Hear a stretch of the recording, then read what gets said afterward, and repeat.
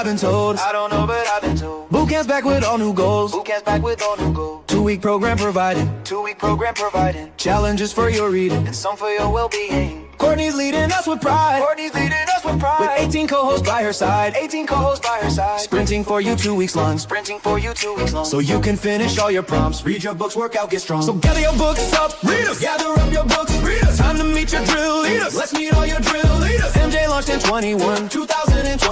Reading this life till it's done. She loves fiction, friends, and fun. Kelly lives in publishing. Curse Dragonship Publishing. Reading when not editing. Horror, sci-fi, fantasy. Alicia reads with purpose fast. Alicia reads with purpose fast. Books and budgets built to last. Books and budgets built to last. Jaleesa's got the family fire. Jaleesa's got the family fire. Drama books that never tire. Drama books that never tire. Team Dakota both are here. Team Dakota both are here. Collaborating turns their gears. Month-long sprinting twice a year. Dee Dee's halo always glows. Dee Dee's halo always glows. Just an angel reading prose. Got her angel reading prose.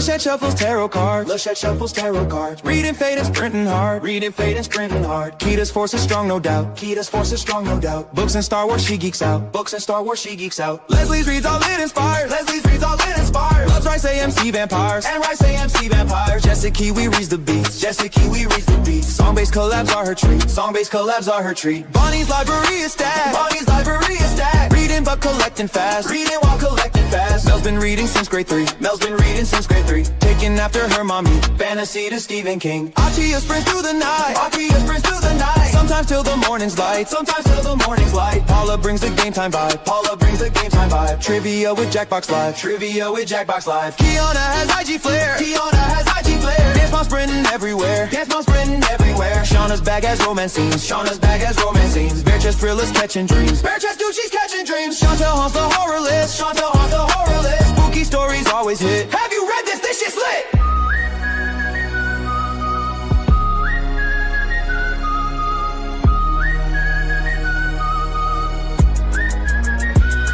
Sound off. Double time. 1, 2. What a boss.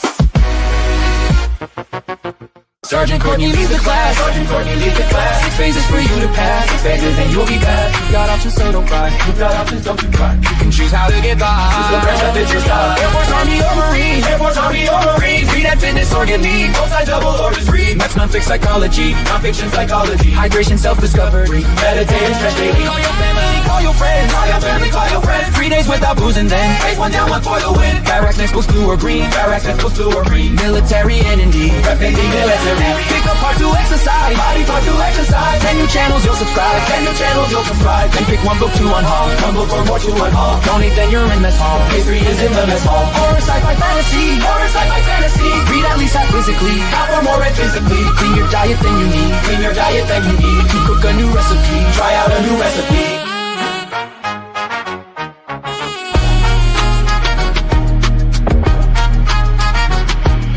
Move on to the shooting range. Shooting range, okay, let's play. Time to smash out a whole phase. Lost favorites to pass the space. Add another body goal. Add another body goal. And tidy up the space you troll. Clean your living space you troll. Give a what brings comedy. Romance, fun, and you're cozy. Now treat yourself to something. Give yourself some kind of treat. No alcohol, 3 more days. No alcohol, 3 more days. Assess your habits and update. Now it's time to graduate.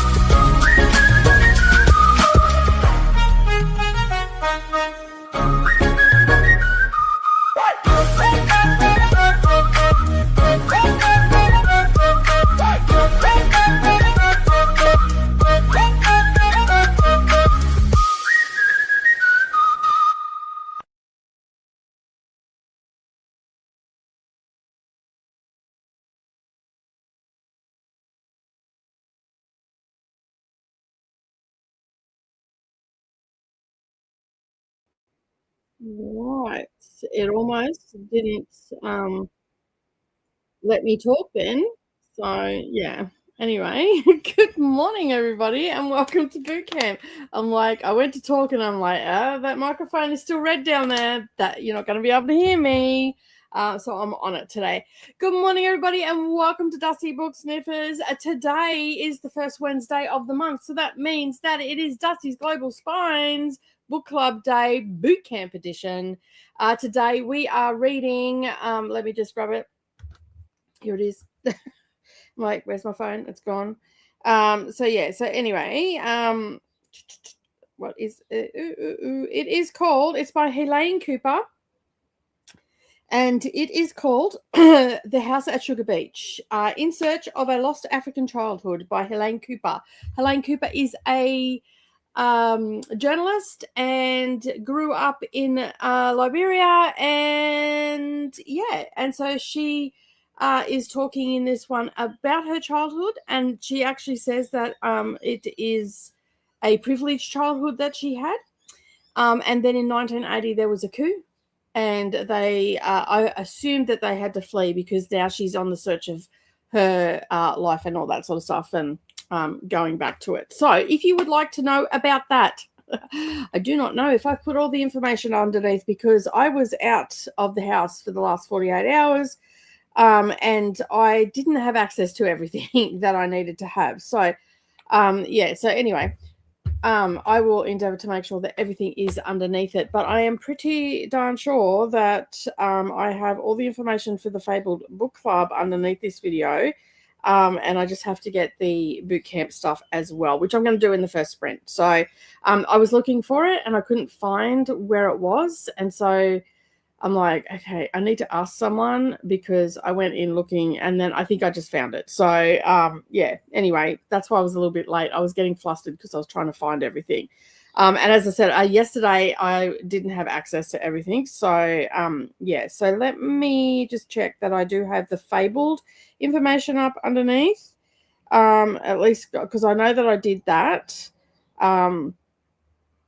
before I left, and I thought that I'd done the boot camp stuff, but apparently not.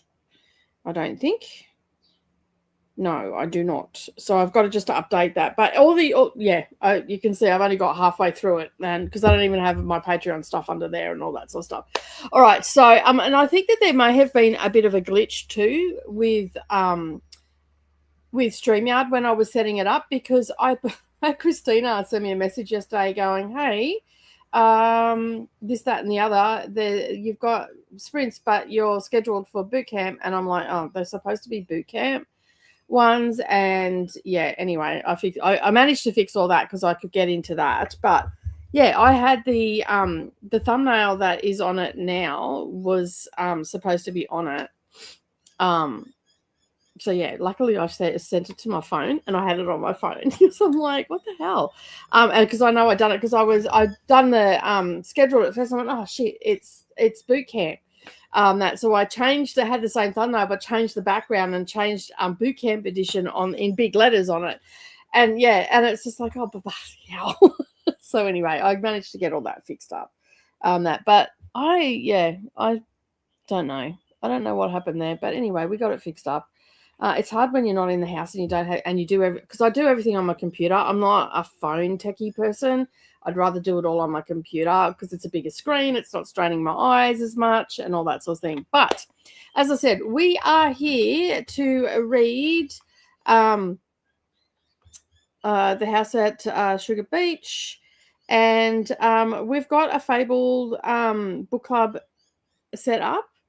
And basically, this was published in 2008. It comes in at 312 pages. You can find all the information over on Fabled. It's free to join as well.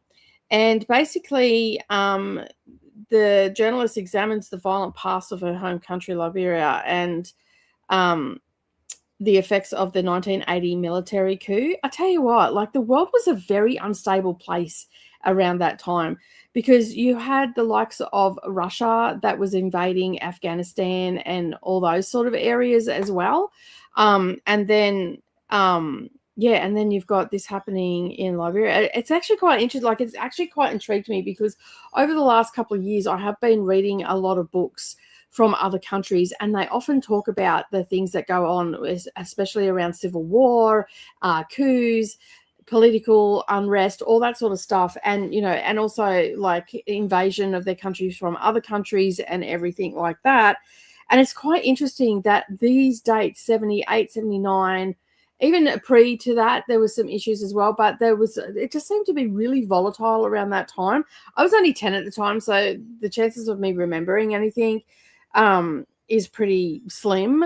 But yeah, just over the past couple of years, I've been reading a lot of that stuff. So yeah, so this one, so this particular book kept coming up when I was searching for countries and stuff, when I was doing lists and whatnot. So this one kept coming up, and She Would Be King by Waitu Moore also come up. So for the book club, we're reading the Sugar House one. But for me, I'm actually doing Read Around the World vlogs, and so I'm adding an extra book into that. And so I will try to find out, the food of the area, what it's known for, what the country's known for. Is there any popular tourist destinations that people go to? What the economy is like and stuff like that. Has it gone, like, has the country gone, a little bit south with their economy, or are they still quite, things like what happened over in Venezuela, like, they've got a lot of oil and stuff like that, but through mismanagement of the government, the economy has tanked, but even though they have this resource. And so, yeah, just the little things like that I want to put into the vlog. So in a way, it's like a learning experience for me. So like I guess you would call it a self guided curriculum. But oh, Brendan, why do you always you ring right when I go live? So yeah, anyway, he's on the road, so he has no concept of time. So yeah, so that's what I'm sort of going to look at in the vlogs, and then look at the food. The food is probably going to be the most prominent thing, because Savannah and I would like to taste the different cuisines and stuff like that. In some cases, if I can't find a restaurant, I may end up cooking something that, whether it's like a national dish or a really popular dish in the country and stuff like that. So that's sort of what I'm going to do. But this one, it says that she examines the violent past of her home country, Liberia, and the effects of its 1980 military coup in this deeply personal memoir.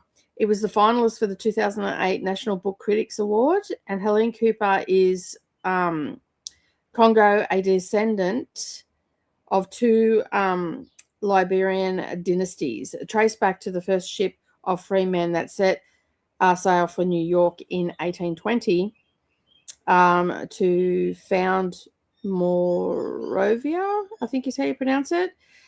She grew up at Sugar Beach in a 22-room mansion by the sea. Her childhood was filled with servants, flashy cars, a villa in Spain, and a farmhouse up in the country. It was also an African childhood filled with knockfoot games, hot pepper soup, Hartman and Niji. When Helene was 8, the Coopers took in a foster child, and it is a common custom among the Liberian elite. And then it just talks about Eunice, who was a Bassa girl, suddenly became known as Mrs. Cooper's daughter. And for years, the Cooper daughters, Helene and her sister Marlene and Eunice, blissfully enjoyed the trappings of wealth and advantage. But it soon unraveled in 1980, April 12th. A group of soldiers staged a coup, assisting President William Tolbert and assassinating William Tolbert and executing his cabinet. So yeah, so it was a military coup, and it was done in the daylight by a ragtag crew of soldiers. So yeah, and she's just going to examine that, and yeah, so I'm guessing it's going to be a little bit emotional as well, because it's a part memoir. So yeah, And then over in Fable, after we do the sprints here today, over in Fable, we'll continue discussing it chapter by chapter. You can go at your own pace. You can do whatever you need to do. There's about 17 of us over there now that are doing the book club. And at the 15th of every month, I will drop the next month's book. Now, I know that I am going to be away in January and February. For the later part of January and most of February. So there probably won't be any kickoff sprints unless I can convince one of my friends to do the kickoff sprints. So unless, and it could be that it's really bad weather too, and I might be stuck in the hotel. So I might just, be able to do some late, because I think it's about 10 o'clock now. So I might be able to do some late night sprints for the kickoff. I'm still umming and ahhing about that. And just come in for a couple of hours. At least we can kick off with the next book. So keep an eye out next week. I will be dropping on the 15th. I will be dropping next month's book. I've just got to get hold of Jean to add a few more things to the list. And so I can spin up the wheel and find out what we're going to be reading and for what country. Because we've got a wheel and we're putting all the countries and all the books that we have, which we have multiple books for different countries. And we're dropping them on there. And basically what will happen is I will spin the wheel up and then I will let you know over in Fable and here on a community post what is happening and stuff like that. So, so most of the work that I will be dropping will be late at night in the UK, which will drop around my time here at the normal times, like between 7 and 9 a.m. So I'm taking my computer with me, so I will have access to all the things that I need. I'm doing the final setup and clearing out and all that sort of stuff of my computer today. So it's going to be fun. I'm looking forward to reading, one book at a time around the world, one book at a time, learning lots of stuff about the countries and all that sort of stuff.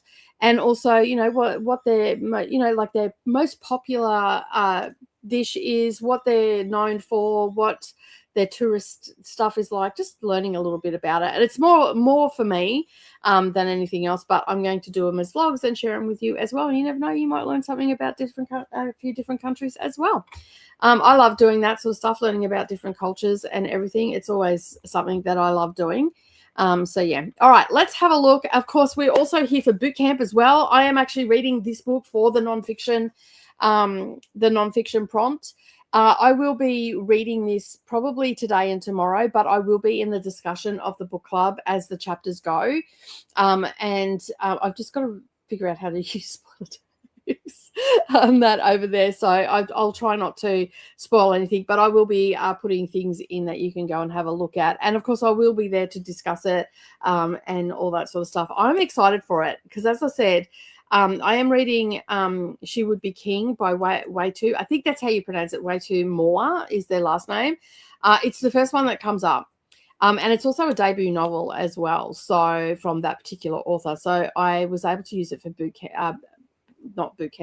for the book club and as the extra book for myself and also for Bookish Bingo as well. So lots going on here in my neck of the woods. So if I seem a bit scattered today, that is because I am just all over the place.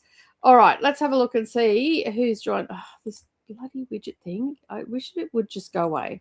Go away. Thank you very much. It stays there for so long.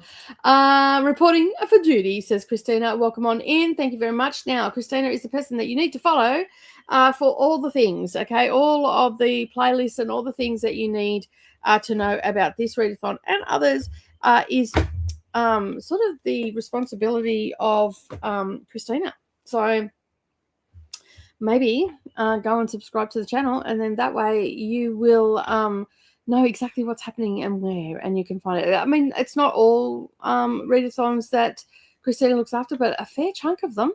And Christina also looks after the Sprinting Bible as well. So you can check that out. And that is not just people that are doing readathons. That is across the board. Anybody that schedule a sprint or anything like that, it will be there. Sorry about yawning. I am a bit tired today. I was in Brisbane yesterday doing final bits and pieces. We got our visa yesterday sorted. Then there was an issue with some of the stuff that we wanted to do in Paris. We couldn't book anything, so we had to get hold of the travel agent. turns out that they had some wrong information, and basically they are going to sort that out for us today. So Savannah is on that today because I couldn't stay down there because I had these today, and the internet there's not that crash out. I mean, I could have, but the internet's not that crash out down there. So yeah. So I come home last night. I stayed at Brendan's last night, and I got home early this morning to find Alfie out again. So we cannot work out where he's getting out. So I'm done. I can't worry about the dog anymore. So yeah. So this is TBR's Recs and Playlists. This one is also remember to salute the like button. Make sure you report for duty by subscribing, and be sure to stop by the mess hall and get some hydration. That's right. I'm almost finished 600 mils this morning. And I had. That's just what I've drunk since I've got home here. I also had half a bottle over at Brendan's this morning when I woke up. Also, stop by the mess hall. Let us know what you had. Post pics in the Discord. Recruit, stop by the arts and crafts section. Post your pics of projects and in the Discord too. This is the Bootcamp Discord. Come check it out. And this is the Convoy, where you'll find all the sprints in the playlist. If you are not on the Convoy, the next drill instructor is MJ at 8 a.m. Eastern. Yeah. Go ahead, make sure you check out MJ as well. You won't be disappointed. Get some, says Christina. Thanks, Christina, for all that. I appreciate it. My latest video just dropped. I'm doing I'm really like on a learning kick this year. Get down. And someone's trying to come pay visit. Say hello, Speckles. Yeah. Purring. Yeah. What's going on? What's that? Ooh. Hello, she says. So yeah. Anyway, this is I'm sort of on a bit of a learning kick this year. So not only am I doing the Read Around the World one as well, but I'm also doing some literature as well. So this year I'm learning all about the Gothic. And so I'm starting right back when the it says that one of the books in my list on here was right at the beginning of the Gothic genre. So I've gone right back to the beginning, and that's through Rebecca from culture_dumper.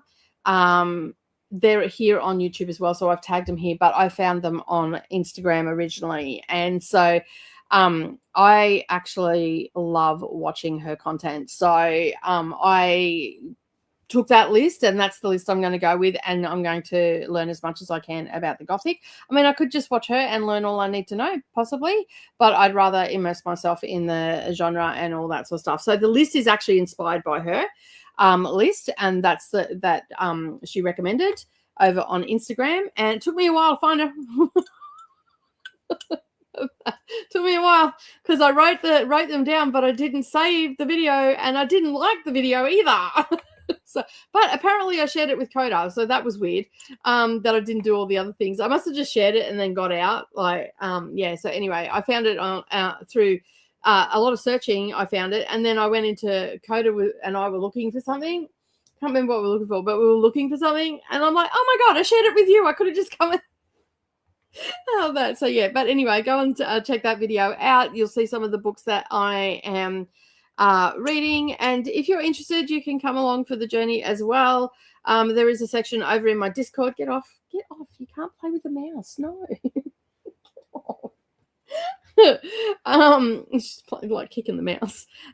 So yeah, so there is a section in the Dusty Book Sniffers reading nook for classics. So the first one that I'm going to be reading is Northanger Abbey, because I'm actually going to be in Bath, and yeah, I'm also reading Persuasion this month. So not a Jane Austen fan, but I do own her books, and I'll be reading some of them. So I'm actually going to take this with me over to there as well. So yeah, I'll probably get a bookmark for that or something like that. But that is the video. It's pinned at the top of the chat. Go check it out in the first sprint. I would greatly appreciate it.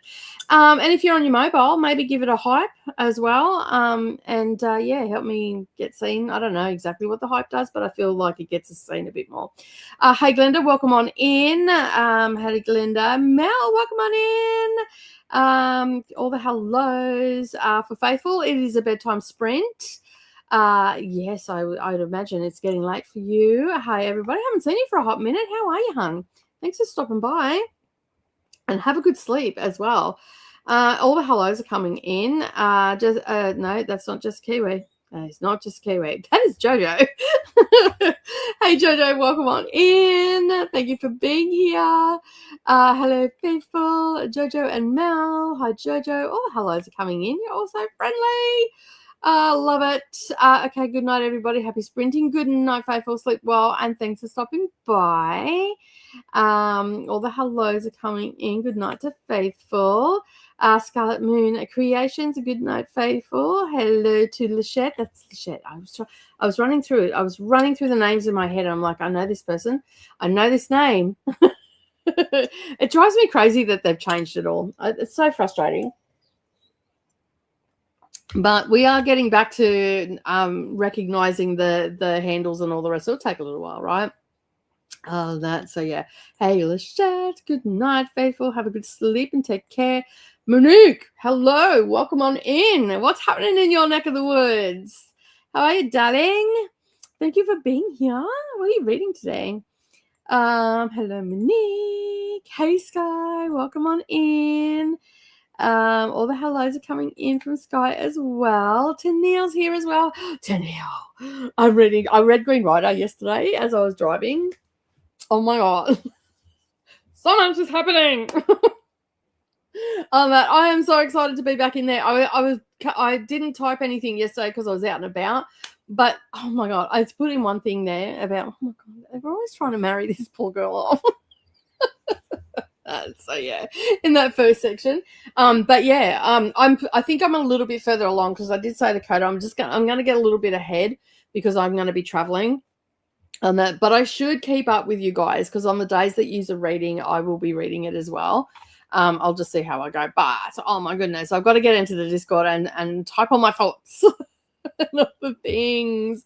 And you know what? I didn't rate the Queen in some of the earlier books. Like, I'm like, you should just get out of the way.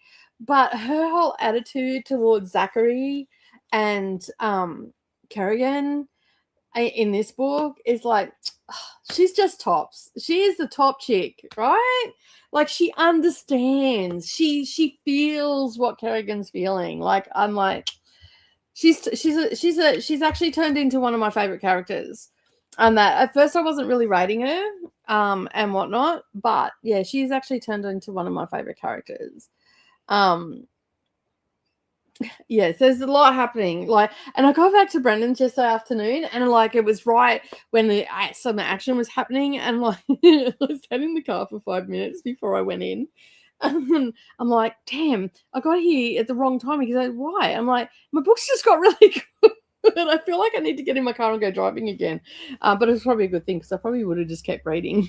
So yeah, I don't know how far in I am because I sort of lost track of the headings. So I think I've actually gone in. I'm about halfway through the second quarter.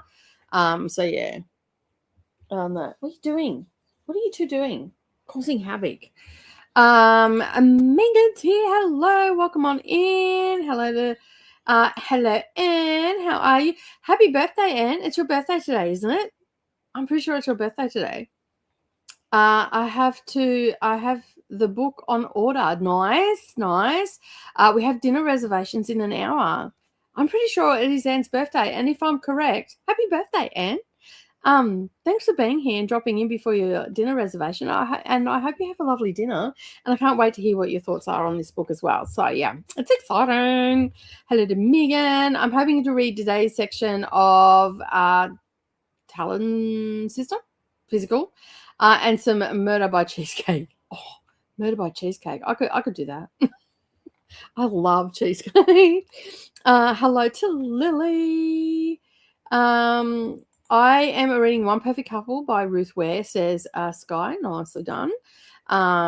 Ruth Ware's pretty good too. She's a thriller writer. Am I correct? Or horror? Hey, everyone. I'm Mercy reading at the Charmed Library. Just over 4 hours left, making chicken fajita quesadillas for dinner. Sounds yum. What do you think of the Charmed Library? I really enjoyed it. I thought it was great. I thought it was a quirky little book. I really liked the romance side of it and the working it all out side of it and all that sort of stuff. I thought it was pretty good. I thought it was a little hidden gem, actually.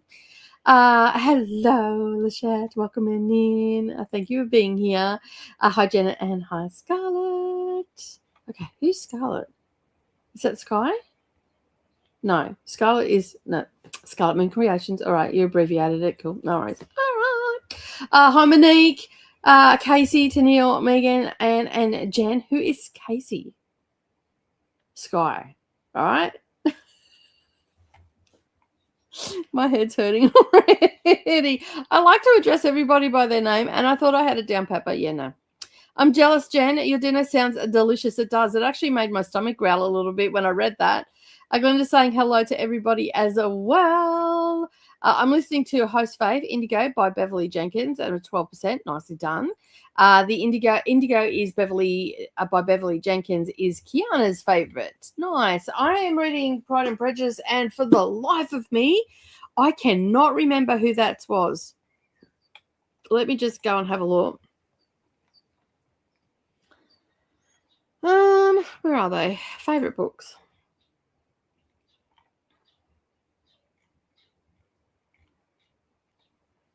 Where are they?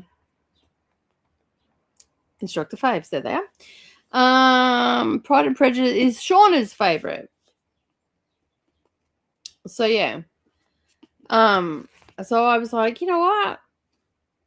I'm going to start this. I will start this probably before I go. So technically, I start traveling on Monday because I leave the house on Monday. So I'm going to probably, and so if I start reading this, I can still read some of it, and the dates and everything will align up. So I should have it finished by the end. That I'm not holding out too many hopes that I'm going to get all my books read because I'm just doing the books because I knew that I didn't have time, and that. So yeah. How are you enjoying Indigo, Glenda? It's been on my TBR forever. Also, I'm reading a nonfiction ebook, A Citizenship, A Notes of an American Myth by Daisy Hernandez at 42%. Nice. Is it good? Are you enjoying it? Hello, everybody. Indigo is starting off slow, but it will pick up later, and it's quite interesting. It sounds great. It does sound like a good book, right? All the information for the book club is down below. No one in my family likes to tell me what they want when I ask. So I've decided 2026 is the year of you get what you get and don't pitch a fit for dinner. That's exactly right. I did that. Basically, people would ask me what's for dinner, but wouldn't give me suggestions. So my standard answer was when they'd ask me what was for dinner, it'd be food. And if they were being extra spicy in their attitude, I'd say it'd be shit on toast. Can you go up the back and get some dog shit, please, and bring it down? And they just look at Mum. And then I'm just like, you know what? You don't want to tell me. You just get what you get. You know what? I'm the cook in the house. I'm cooking. Here's what it is. And then eventually they basically all started cooking for themselves. And it was like, well, I don't have to worry about that anymore. I'll just cook what I want. So that's how it went. I have tried 4 different books in New York City looking for The Correspondent by Virginia Evans. The Strand Bookstore told me it goes out as fast as they can get them. And I definitely want it. That's hard. Yeah. I so get that. I hate thinking of new ideas for dinner. Same. I'm wondering if it will be on the women's prize. I don't know. It's so hard to. I don't know. Non-fiction, is it? I don't know. Booktube Mama is the best. Yes, she is. That is so true. She does a lot in the background. Jeannie's here as well, which we're all thankful for. Very, very thankful for sure. Hello, Nicole, says Jean. Gotta stop staying up to 4 a.m. watching Stranger Things. I hate it when I do that. I so suffer the next day. so suffer. So yeah, anyway. Finished watching season 3. Nicely done. How many days until your UK trip? I leave on Monday. My Monday. I will still be here, but I leave the house on my Monday, which is your Sunday night. That I'll be here for a couple of hours on Monday, and then I leave. Okay, so Sky is Casey. I need to remember that. So yeah, it's exciting. My friend, one of my really good friends in real life, or one of my best friends in real life, has just got back. She's in the air right now, or she got back yesterday or early hours of this morning. So yeah, so basically, she and I were going to the UK, but just at different times. So there's only a couple of days between us. We probably shouldn't have gone together anyway because we traveled together.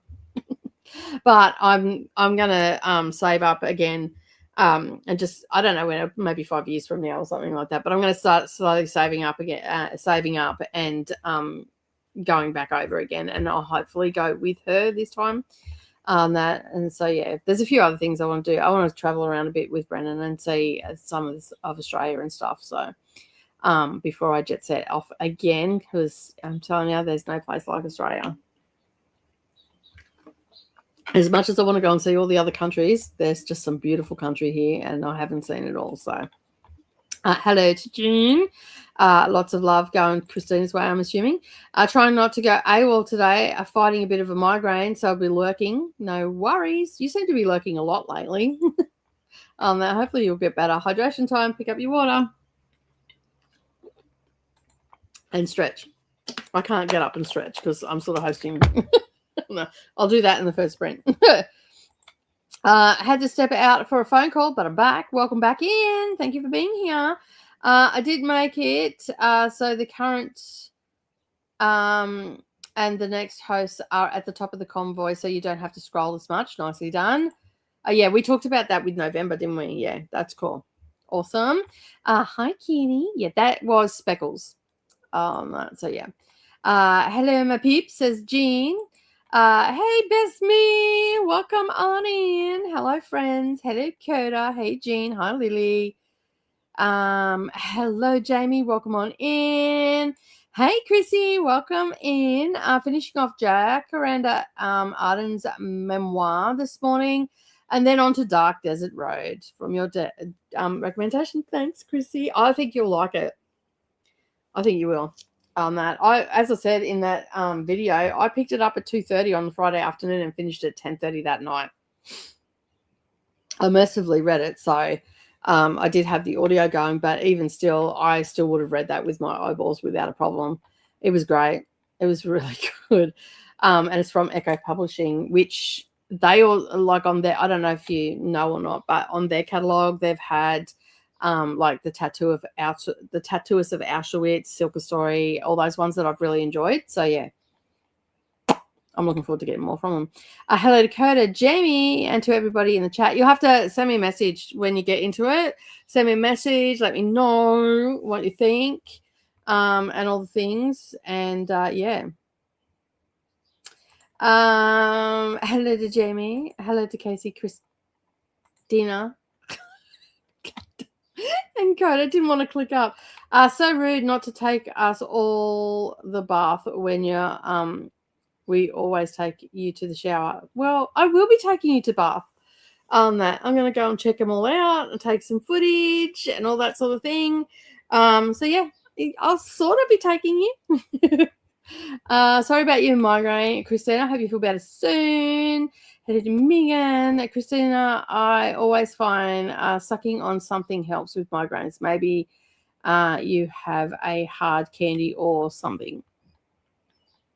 Oh, I could go so many places with that kind of.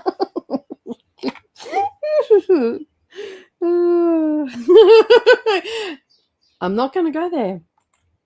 Reading a love song for Ricky Wilde by Tia Williams. I think I actually have that on my TBR. Sorry about your migraine, Christina. Hope you feel better soon. It's so Oh, it's only 24 degrees here, and there's a really nice breeze, and it's overcast. It's actually quite nice with the little fan I've got here. I actually feel cool for the first time in days. I'm taking the kids to the swimming soon after lunch and trying to mow the lawns before it gets too hot. Oh, yeah, that's the worst part about summer. It's just the curta. Everybody, look up. Hey there, Glenda, Jamie, Chrissy, Casey, Megan, Christina, Jean, and Jen, Lachette, Tennille, Hero, Jojo, Faithful, and Monique. Cheers. Hello, Courtney. Welcome on in. Hello, Dakota. Happy birthday, and it is yay. That I was right. Hey, Sergeant Courtney. Welcome on in. I'm reading to Radetzky's March by Joseph Roth tonight, and writing out awards long list as a reference for my modern literature section in the bookstore. Nice. All the hellos are coming in, and the thanks are coming in as well. Happy time zones from Kelly. Hey, Kelly, how you going? Courtney says, hey. Yes, so much is happening already in the first section of Green Rider. It is so much fun. I know, right? Like, it was just like, boom, straight back into it, just chilling out, listening to the story. And I'm like, damn it, when this finishes, I'm going to have to wait for her to write another book. Because I don't feel like this is the last book. That if this ends up being the last book, I will be really surprised, because there's still so much happening. And I feel like if she wraps this book up, it is going to be so whiplash fast-paced that it'd probably wreck the series. Does that make sense? So, yeah. Hello to Kelly. Casey is my birth name. I have many nicknames.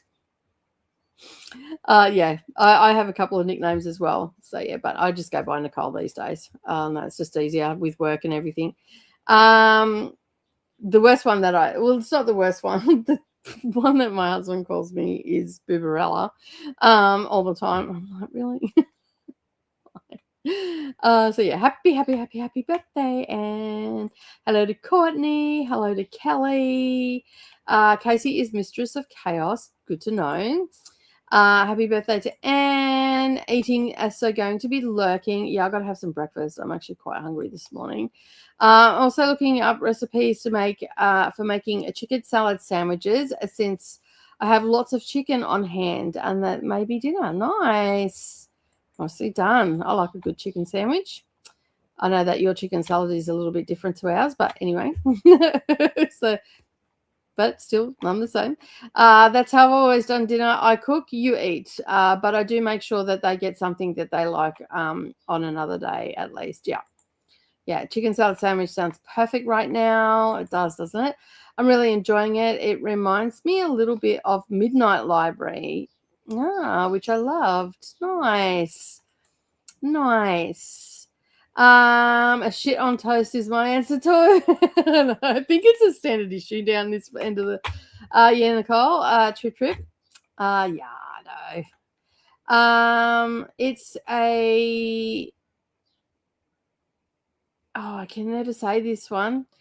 Epistolary novel. I guess popularity is not important for the Women's Prize. No, it's not. And certain things are excluded from the Women's Prize too, don't forget. So, yeah. All the hellos are coming in from Kelly. Popularity seems to be a deterrent for the Women's Prize. Yes, this is very true.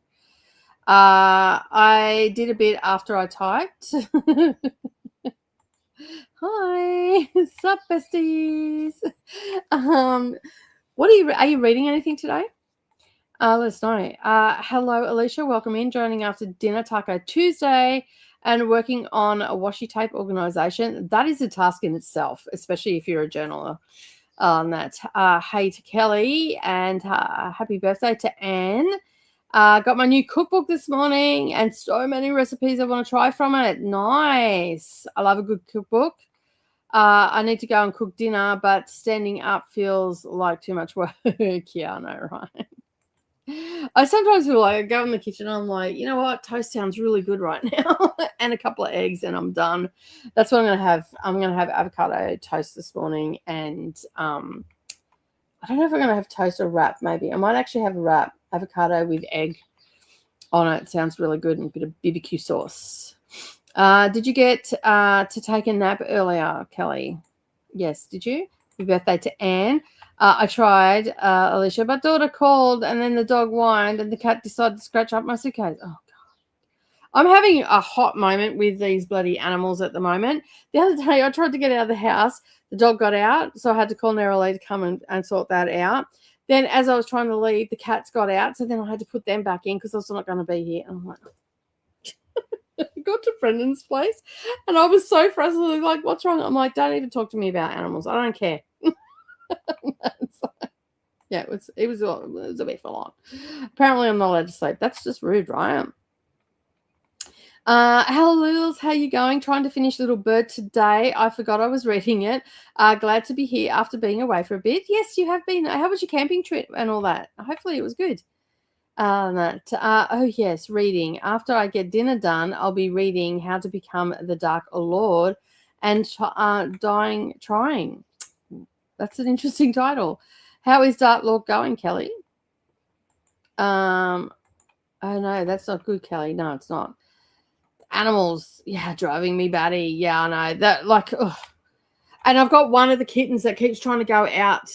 And then, like, they're toilet trained, but I don't trust them to go out into my craft area. There's stuff where they can hide and do their business and stuff. So I don't have the animals go out there because I have other stuff.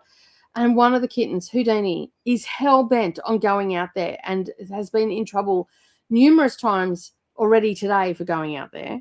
The door's shut, but every time I open the door, she scoots and all the rest of it. It drives me nuts. Have a fabulous dinner, Anne, and hopefully we will see you when you get back. Anyway, have a good night, and yeah, I hope you have a lovely birthday. I hope you get lots of presents and spoiled rotten because you deserve it. And I hope you get everything you wish for and more. And have a lovely dinner, and we look forward to hearing what you actually had if you so choose to come back. But with that, we are actually ready to go to a sprint, which, oh, Molly's here. Don't go. Hey, Molly, how are you? I thought the animals were someone else's. Why are you in charge? You are too nice.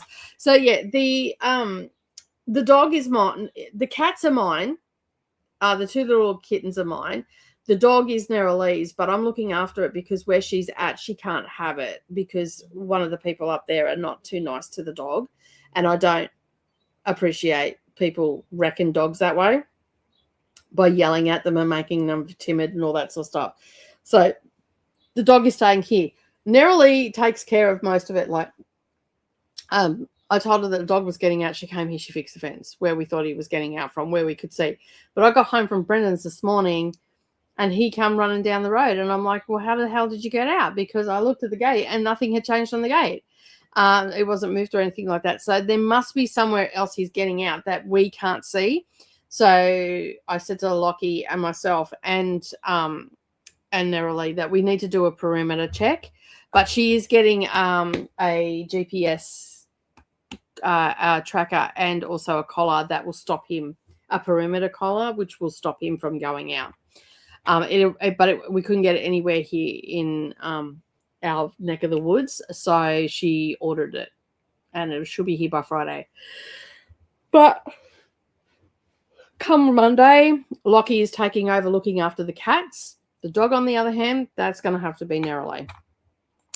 I had a fun time away. It was nice to get away from my job for a week. Nice. Hi to Lils and to Alicia, and it is hydration time because we are doing boot camp. And we are about to go to a sprint. If I can get back to go away. Go on. Hello to Chris and Molly. Hi, Molly. Don't forget to stretch. Happy birthday, Anne. All the hellos are coming in. Hello, Animals Ate Crafty. They always want to know what they should not. Yes, very much so. Toy is also here as well. Welcome on in. Hello, everybody. Still reading A Murder is in an Irish Graveyard. Nice. All right, let's get the timer up. We are going to do an hour and a half sprint. I'm going to start the book club book, which is also a prompt as well. And I'm just looking. It is called, the book that I am reading is called The House at Sugar Beach, In Search of a Lost African Childhood by Helene Cooper. It is a non-fiction. It was one of the most popular books that kept popping up when I was doing searches for Liberia, because this is also the Dusty Global Spines book club book camp edition. So yeah. All right, let's get started in it. I'll be talking to some of you when we come back about this particular book, and everybody else, you can let us know how you went with yours. We'll see you very soon. Happy reading.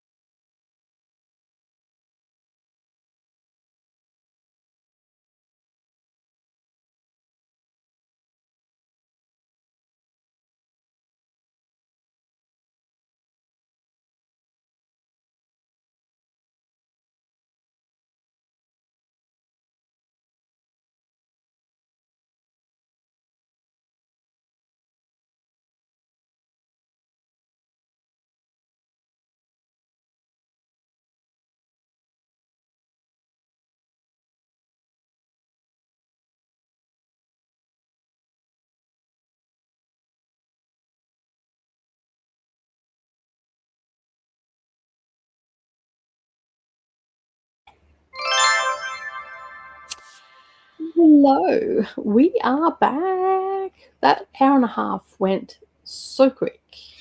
Our stuff is all sorted out for Paris. We had some issues with the attractions, not the attractions, the things that we wanted to go and see. You need to buy tickets for. So the Louvre, Eiffel Tower, and Notre Dame, we need to have tickets for that. And there was a muck up with that. We couldn't book for the Louvre, and because it's better to book, even though we've got tickets, we can rock up, but it's better to book because then at least you jump the queue and stuff, right? So anyway, there was a muck up with that. So Flight Centre has kindly paid for those tickets for the Louvre, and we're doing something extra, which I'm not going to tell you about because I'll probably do a little bit of a vlog around that. It's actually really exciting. Both of us are like, ooh! And so Savannah's having another look over that over the app and seeing what else is available around Paris the time that we're there. So because we wanted to see the catacombs, but they were out of the question because they're not open till spring. Because if it snows, it floods down in there apparently. So we couldn't do that, and that's fine. So yeah, so basically everything is sorted now. We've got our visas have been approved as well, so they got approved yesterday. They were all sorted out, and when we get to London, when we're leaving London to go to France, we've got to get to the train station a couple of hours earlier, or an hour at least earlier before the train leaves, because they've got to do our biometrics to go into Europe. So because that's a new thing that they do now. So yeah. Which is fine. It just means we've just got to get there an hour earlier than anticipated. So, but we've got plenty of time. Savannah goes, you do realise that the Eiffel Tower is 700 steps. She goes, how's your knee going to go? I'm like, my knee will be fine if I've got a brace on it. So, yeah, because yesterday I was wearing my Doc Martens and I was walking around, and I must have sat weirdly when I was waiting for her to get her hair done. And when I left, my knee started playing up. And normally I can walk about 10 kilometers before it starts playing up, but Brendan pulled out his brace and she's going to grab some strapping tape and all that sort of stuff, and we're just going to strap it up. So I might have to hobble up, but if it starts playing up. But I did say to her, I said, I think what I'll do is pack my sneakers, and on that day I will just wear my sneakers, even if it's wet and miserable. I'll wear my boots, and then I can just chuck them in my backpack. You know, I'll empty my backpack out and chuck them in my backpack and carry them around or something. So yeah, it is a bit tender today, but it's not sore to walk. So I just think it was the boots, and because I've got a bit of an arch too. I don't do well in flat boots, and there's no insole in them. So I'm going to take the insole out of my sneakers and put them into the boots and see if that makes a big difference for my walking. And if it does, I'll go and get some proper Doc Marten insoles to put in to support my arch. I've never really had problems with my feet or anything like that. I just put inner soles in them and then I'm fine to go. So, yeah. So anyway, I started reading The House at Sugar Beach by Helene Cooper. I am really enjoying this. I've got some notes here that I've taken down. They probably don't make any sense, but I'll try and make sense of them as I'm going. I'm just sort of typing them. There's a few things in here that I really like. I really like the writing style and also the explanation of things. So as I'm only 6% in because I had a few phone calls to make and all the rest of it.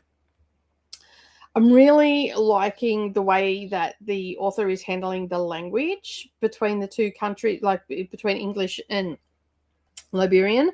So she uses the Liberian local vernacular, and then so she put that in, but then offers you the English translation. So, and it's not jarring in a way. Like sometimes when I've read a book like that in the past, it becomes very jarring, but it's not. It actually just flows, because she goes, and the simple translation is and then goes, or she puts it to the closest equivalent, because there are some words that there is no English translation, like with most languages.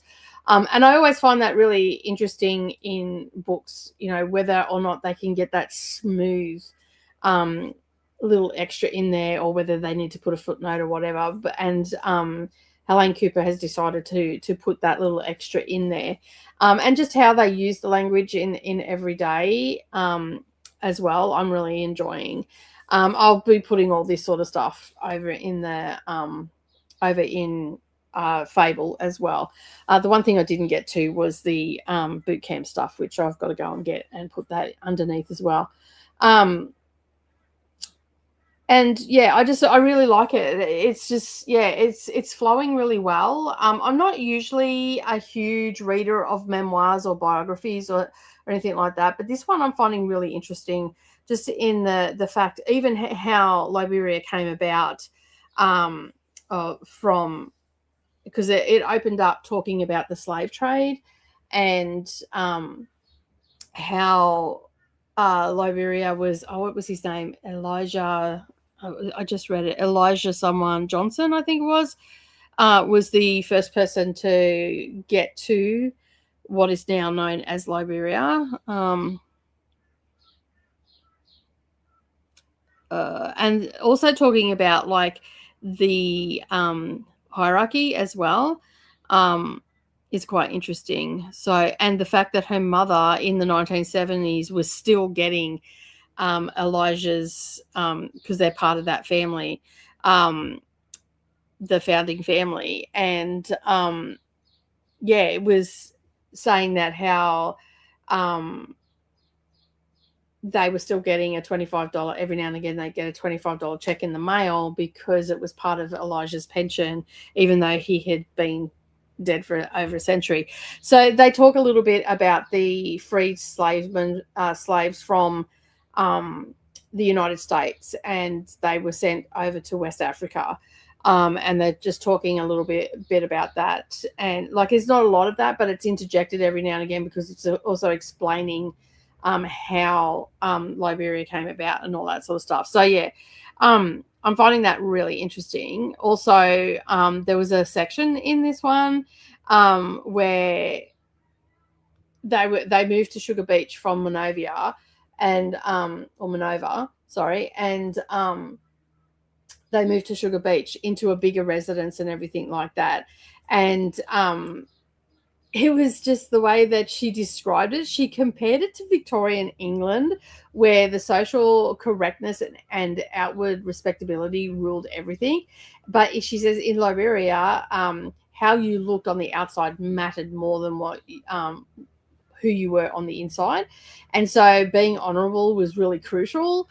And so, yeah, and she compared it to Victorian English. She's like, Liberian hierarchy has nothing on that. So yeah, I was quite interesting. And she also talks about some derogatory terms that they use towards one another. So anybody that came, I did write it down. Let me just go back and check what I wrote down. So yeah, so she, in this one where she's talking about, she says they're called Congo people. And basically Congo people, she explains in it that although Liberia is nowhere near the Congo River, the term Congo became deeply embedded in Liberian society. The descendants of the free American slaves, including the Cooper family, were called Congo people. It's a term that's somewhat derogatory, coined by native Liberians in the early 19th century. After Britain abolished the slave trade on the high seas, British patrols seized the slave ships leaving West Africa and returned the freed captives to Liberia and Sierra Leone, regardless of their where they were originally from. Because many of those ships entered the Atlantic via the mouth of the Congo River, the newcomers were labelled Congo people. Yeah, and that really sort of struck me, like how much resentment and complexity is wrapped up in the name, and it reflects not just the it reflects the tension and everything between native Liberians and freed slaves. So yeah, and the colonial interference.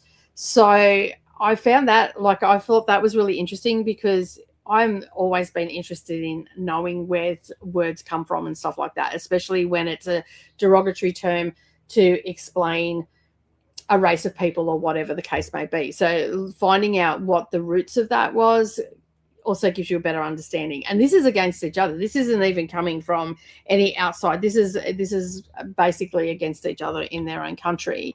So it's quite interesting to learn all of that, and how it's just accepted. Like, she's talking about it as if it's just matter of fact, like it's just what it is. And there's no real, like, in the writing, there's no real, like, she just accepts it for what it is. But then she goes on to say, we got back at the native Liberians by calling them country folk, I think she calls them, or country people. And in some ways that's actually more derogatory than the Congo people. So yeah, it was quite interesting to see all of that, like reading about that and seeing how that all played out for them and everything. So and then she's also talking about how like the hierarchy and how people the pride that they have and all that sort of stuff, and how it does. There's ways that you can be the most educated person in the world, but if you don't meet certain criteria, then it doesn't matter about that. You could be outdone. The actual thing is that she said you could have a PhD from Harvard University, but if you were a countryman with tribal affiliation, you were still beneath an honorable with the most modest degree from an American community college. The title outweighed everything. Even Cooper's father's education feels secondary here. So yeah, these are just notes that I've written down, and it really, it just really highlights how some structures work, how some societal structures work, and how they differ from place to place, and and how certain ways of life are done. And that's what I love about reading some of these books, is you just get to learn all about that. So there's a lot here. I haven't even got to chapter 2 yet. I'm only in, as I said, I'm almost at chapter 2. I'm only 6% through. But there's a lot to unpack in this one. So just for the setup and everything. And we're only in 1973. She's 7 at this stage. It's not an overly big book, so it is actually moving pretty quickly. And she's just really setting up now, like, where they were in Sugar Beach. They went from a modest, like, they come from 3 dynasties, and they came from a modest house, 3-bedroom, where they shared rooms and all that sort of stuff, and then built in Sugar Beach. And I believe her uncle also went there as well. But they left the elders back in where the other houses were, and they built this big house where she had her own room and all that sort of stuff. So she's sort of setting up how they were part of a dynasty. And I think it's Elijah Johnson. I'll have to go back and double check that. But yeah, and she talks a little bit about Christianity as well in here, because we've got the Baptists that she could hear singing and everything. It hasn't really gone into detail on that yet, but as I said, she's just 7 at the moment, and we're leading up to that coup, that military coup in 1980, which had a devastating effect on her family. But it's quite interesting how they went from a really modest home to this really big home in Sugar Beach. And it's quite interesting though. So if anybody wants to join us, all the information is down below, and you can come along and talk about it with us on Fable. I am reading Love for a Walk, which is a webtoon published as a graphic novel arc. Reading it on the web so much better because no watermark and no trying to figure out which text frame is next. That's what I find that very frustrating. I have read a couple of graphic novels on NetGalley, and I've actually stopped doing it because I just found them incredibly frustrating trying to figure out where they go next, because they're not always formatted the best. Hello to Toya. Pop back in at the end of friend giving another friend a sex toy part. Well, there you go. Hi, Chris from Jamie. First time making chicken salad, and it turned out tasty.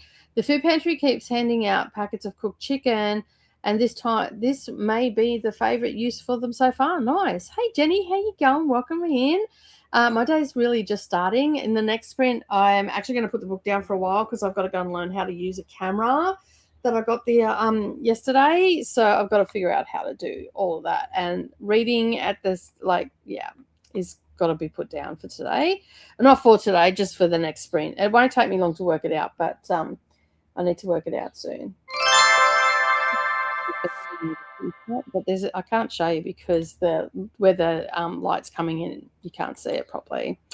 So yeah. How's your day been? Your day's been challenging, but I shall prevail and meet my goal for tonight. Nicely done. That's the spirit. Just get on with it, right? Hello, Lexi. Just sitting down with dinner, meatloaf, garlic, butter, potatoes, and asparagus. Yum. That sounds so good. Bree's also here as well. Hello. Welcome on in. Thank you for being here. DoorDash deliver me some, says Molly to Lexi. Hi to Bree. I just finished a love for a walk. I'm not sure what next. Can't decide. Just go on the next one on your list. That's probably the easiest way. Hey, friends, says Jenny. Always nice to meet up in these YouTube streets. It is. Question for anybody. What was the first book you remember reading and thinking, yes, I want to read many, many more books? For me, I can't remember the first book that made me feel that way, but it'd have to be either The Chronicles of Narnia, The Lion, the Witch, and the Wardrobe, or Anne of Green Gables. It could have also been something that my grandmother read to me as well, because my grandmother used to read to me quite a bit. So, yeah. I know the first book that I ever bought with my own pocket money was The Lion, the Witch, and the Wardrobe from the Scholastic Book Club that used to go around schools. So, yeah, that was the very first book I ever bought on that myself. Like, my family bought me books and my grandmother used to always buy me books, but I actually, and I was never allowed, because we were quite poor, and so we didn't splurge on things like that. We used to get secondhand books or books as presents and everything. Like, my Christmas presents always consisted of stuff that I was going to use at school the next year, and maybe one toy or something. One year I got a scooter. But then for the next few years after that, I didn't get a big present or anything like that. So I'm guessing that my parents saved up for that, and that's why I got it. One year, my dad actually built me a bike. He built me a cruiser when I was about 10, 11, something like that, maybe 12. But the very first book that I ever bought, I think I was in grade 4 at the time. No, grade 5. I was in grade 4 or 5, I think. I can't remember. Anyway, around that mark. And and basically they started to give me some pocket money because I was doing more chores around the house. Mind you, it was like a couple of dollars, if that. And that was a month. That wasn't a week. That was a month. And I took that pocket money, and the Scholastic Book Club came out, and I sat there, and I used to always look at them. Oh, I would love to get this book. So it was probably something else that made me want to read. But the very first book I bought was The Lion, the Witch, and the Wardrobe. And I think it was, I think I was in grade 4, maybe just in grade 5 on that. So, yeah. And I bought that through the school, and, so that was my very first book. But I already had, like, copies of Anne of Green Gables. I had a copy of The Christmas Carol. I had a whole heap of books from my grandmother and my mum's kids' books from when she was a kid, but we lost them all in a flood. We lost a lot of our books. The only ones that I have left from my grandmother is the Faraway Tree collection. There's 4 books in it, and Flower Fairies, which I have shown on the channel before, but they're up there. Up out of the way. Lord of the Dance by Andrew Greeley. Not. Thanks for answering. I'll have to put that on my TBR list. I don't believe I've ever actually heard of it, but hard to keep track of so many book titles. This is true. Sarah has joined us. Hi, currently reading an arc of Bed Chemistry. Nice. For me, it was Little House on the Prairie. Flowers in the Attic was the second book that really stood out. My mother was a librarian during the summer when we would mostly be at the campground, and I would just read one book after the next. Yeah, I was a bit like that myself. I didn't really we didn't have money to go and do things, and we didn't really go away for holidays or anything. So reading in the summer was all I ever really did. Even now, decades later, I'm so grateful for the time I spent reading and people who put work into creating these books, very much so, such as yourself. That is awesome, says Courtney. Hey there, Sarah. Hey there, Glenda. Ali. Yeah, no, this is not Ali. This is someone else. This is Drew. Hey, Drew. How you going? Hello, friends. Currently reading A Crown Tide by Alex Astor, and I'm loving it so far. Nice. Hello to Drew from Glenda.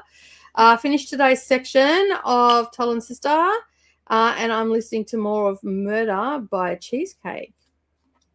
Gold Girls Murder Mystery. Oh, okay. Yeah, I've seen those. Molly saying hello to everybody as well. Hello to Jenny, Courtney, Sarah, and Drew. Got to 34% in my book, which I'm enjoying so far. Nice. Glenda got to 48% in the non-fiction NetGalley arc. Nicely done. Mel did a load of dishes, got 15 pages into Love Song by Ricky Wilde. The beginning is a bit snarky for me, to be honest. I'm hoping the book finds its footing soon. What's wrong? Did we disturb you? Meow. Oh, sorry. She just gave me a dirty look. Jen got to 72% in the Charm Library and ate dinner. I might switch to Psychopath by Patrick Gunn in the next sprint. Nice. Double N Jen is here. Hello. Jean has started Charmed Library as well. Nicely done. My fire alarm is going off. Are you cooking? That's not good. Like fire in the building or in your unit itself. That's not good if it's going off in your building. Get out, Jean. Stop typing. What are you doing? Just finished my first audiobook of the year, says Betty. War Games by Alice Grant. It didn't start off to be a good book, but the middle and the end was classic. Nice. Which I love. Kelsey says, okay, I know. Lachette says, I'm going to need to read this memoir. I've seen native Liberians complaining about how the rest of the world just assumes they are all descended from, yeah, they're not on that, but this family was founded from them and all that sort of stuff. So yeah, it's by Helene Cooper, and I'm really glad that this spun up because I'm enjoying learning about it. So yeah, and that all the information's over on the Fable. It's all underneath this video if you're looking for it. I was so dumb today. I started part 1 of Beartown on YouTube and accidentally started part 2 today for my road home instead of continuing on where I was. Oh no. I've done that too. And I'm like, hang on a second, what the hell's going on? And then I realized I've done it. I've not done it with Beartown, but I've done it with other books. That is so frustrating too. I'm sure it won't matter if I go back to where I was. I have an idea of what happened now. Oh, excuse me. It has been a busy 2 days for me. I'm so sorry. Hello, Jean and Betty. Hello to Glenda. Monica is here. Hello. Hello, everyone. I hope everyone is doing well. Just finished Home Before Dark by Riley Sager. Thinking of giving it 3.5 or 4 stars. I'm starting Through the Gates of Garnet and Gold by Senan Maguire. Nice. Which is, in the next book in the Wayward series. Nice. Hello to Jenny. Hey, eating mashed potatoes and hopefully going to finish Somadina. Is that how you pronounce that? Nice. How much have you got to go? I've always been a reader and a writer, says Double N Jen. First book made me think I want to read more. Super Fudge by Judy Bloom. Nice. Hey there, Monica. And got 25% into the 10-year fair. I can see where it might annoy the hell out of you since you hate the topic. I do have it on my list, and I'm going to put those prejudices aside and those hateful thoughts aside and read it. I actually have downloaded it onto my Kindle, so I may end up reading it while I'm away. We'll see how we go on that. I have to read it anyway because it's on my ARC list. So yeah. I did not read that sprint, but I organized my junk journal, and shredded a bunch of papers. Nice. For me, the first book I remember reading on my own was fueled my love for reading was Lion, the Witch, and the Wardrobe, and I was in 3rd grade. There you go. But my mum was always reading to me since a young age. Same here. Flowers in the Attic is wild. I've heard as well. I've not actually read it, but I do have it on my shelf to read. And yeah, I'm pretty keen to get into it. My best friend when I was a teenager, she's still around now, but like when we were teenagers, she was reading it and has begged me over the years to read it. But every time someone begs me to read something, I'm always disappointed. So I've put it off, but I decided that I was going to get the books and I was going to read them. I was going to start them. I think it was in July of this year. I was going to start them, but I didn't end up. I opened up the book and then I put it down because I just wasn't ready to do it. So yeah. Gilfly is here. Hello, welcome on in. Thank you for being here. We're all doing good as far as I know. A couple of us have got some headaches and not feeling the best, but for the most part, we're doing pretty good. Alicia, I totally got sidetracked at the end of your sprint. That sometimes happens. Doing good here, says Glenda. They just announced the fire alarm or was a false alarm. Someone else in the building was cooking. Not good. Did a little bit of schoolwork in that sprint and looked at my phone. There's always a bit of that too. Started 4th Wing finally. Nice. I hope you enjoy it. I have not read that yet. Just ordered another copy of my book. Just ordered an author copy of my book. It's pretty easy to do a print on draft to digital unless it arrives in a complete mess. You'll have to let us know how you went on that Double Engine when you get it. So yeah, let us know how you went and if you've got any tips for the other budding authors out in the audience. That's the point of getting a copy, I suppose. Yeah, that is the point, I guess. Yeah. I remember reading every book my grandmother had in the house.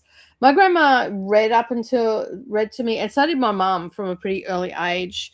And I was told by them that I could actually read before I started school. So they said that I was reading quite fluently at 4. For a 4-year-old, I guess it was fluently. But obviously I've improved. Well, not that these sprints would prove that with my reading abilities, but I do read a lot. And I can say all the words in my brain. I just can't verbalize them. So, yeah. Whenever you read my comments, it goes to a commercial. It's hilarious. By the time it comes back, you were done. So I have been rewinding. Did it go to a commercial this time? That's funny. I have premium this month. It's great. Will I keep it? Probably not, since my daughter got it. Hey, look, what we've done is we got because if you get premium family, you get 6 slots. I think it is 5 or 6 slots. What a lot of people have been doing that we know, and what we're doing is we're splitting it up with everybody, so it ends up being cheaper. So if everybody tips into a PayPal account, say a family PayPal account, everybody tips theirs in by a certain date, and have a little bit extra there just in case. You get quite a number of slots. So for us, I think it's either 34 or 36 a month, and that in American is around $20 a month. I think it is. So yeah, it might be worth getting with a group of friends and whatnot. So yeah, watching TV. I still consider myself a bit of a baby author that's learning as I go. But that's fair. You're learning. That's the main thing, right? She's using a student discount for hers. They never do family memberships for that. That's a bit of a bummer. So yeah. But, I mean, you could always just ask her for the login details and log in through her account on that. So, yeah. There's ways around it. On that. $7.99, I think, yeah.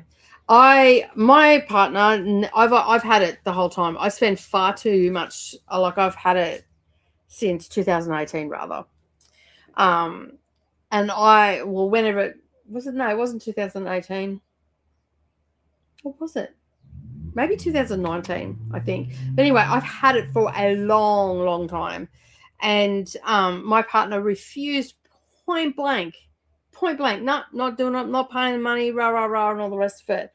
Then he seen the family thing and he tried it because they must have sent him an email with a discount. And he tried it and he's like, sign me up. Because he watches YouTube every morning, and he says it saved him about 30 minutes a morning. That not watching commercials.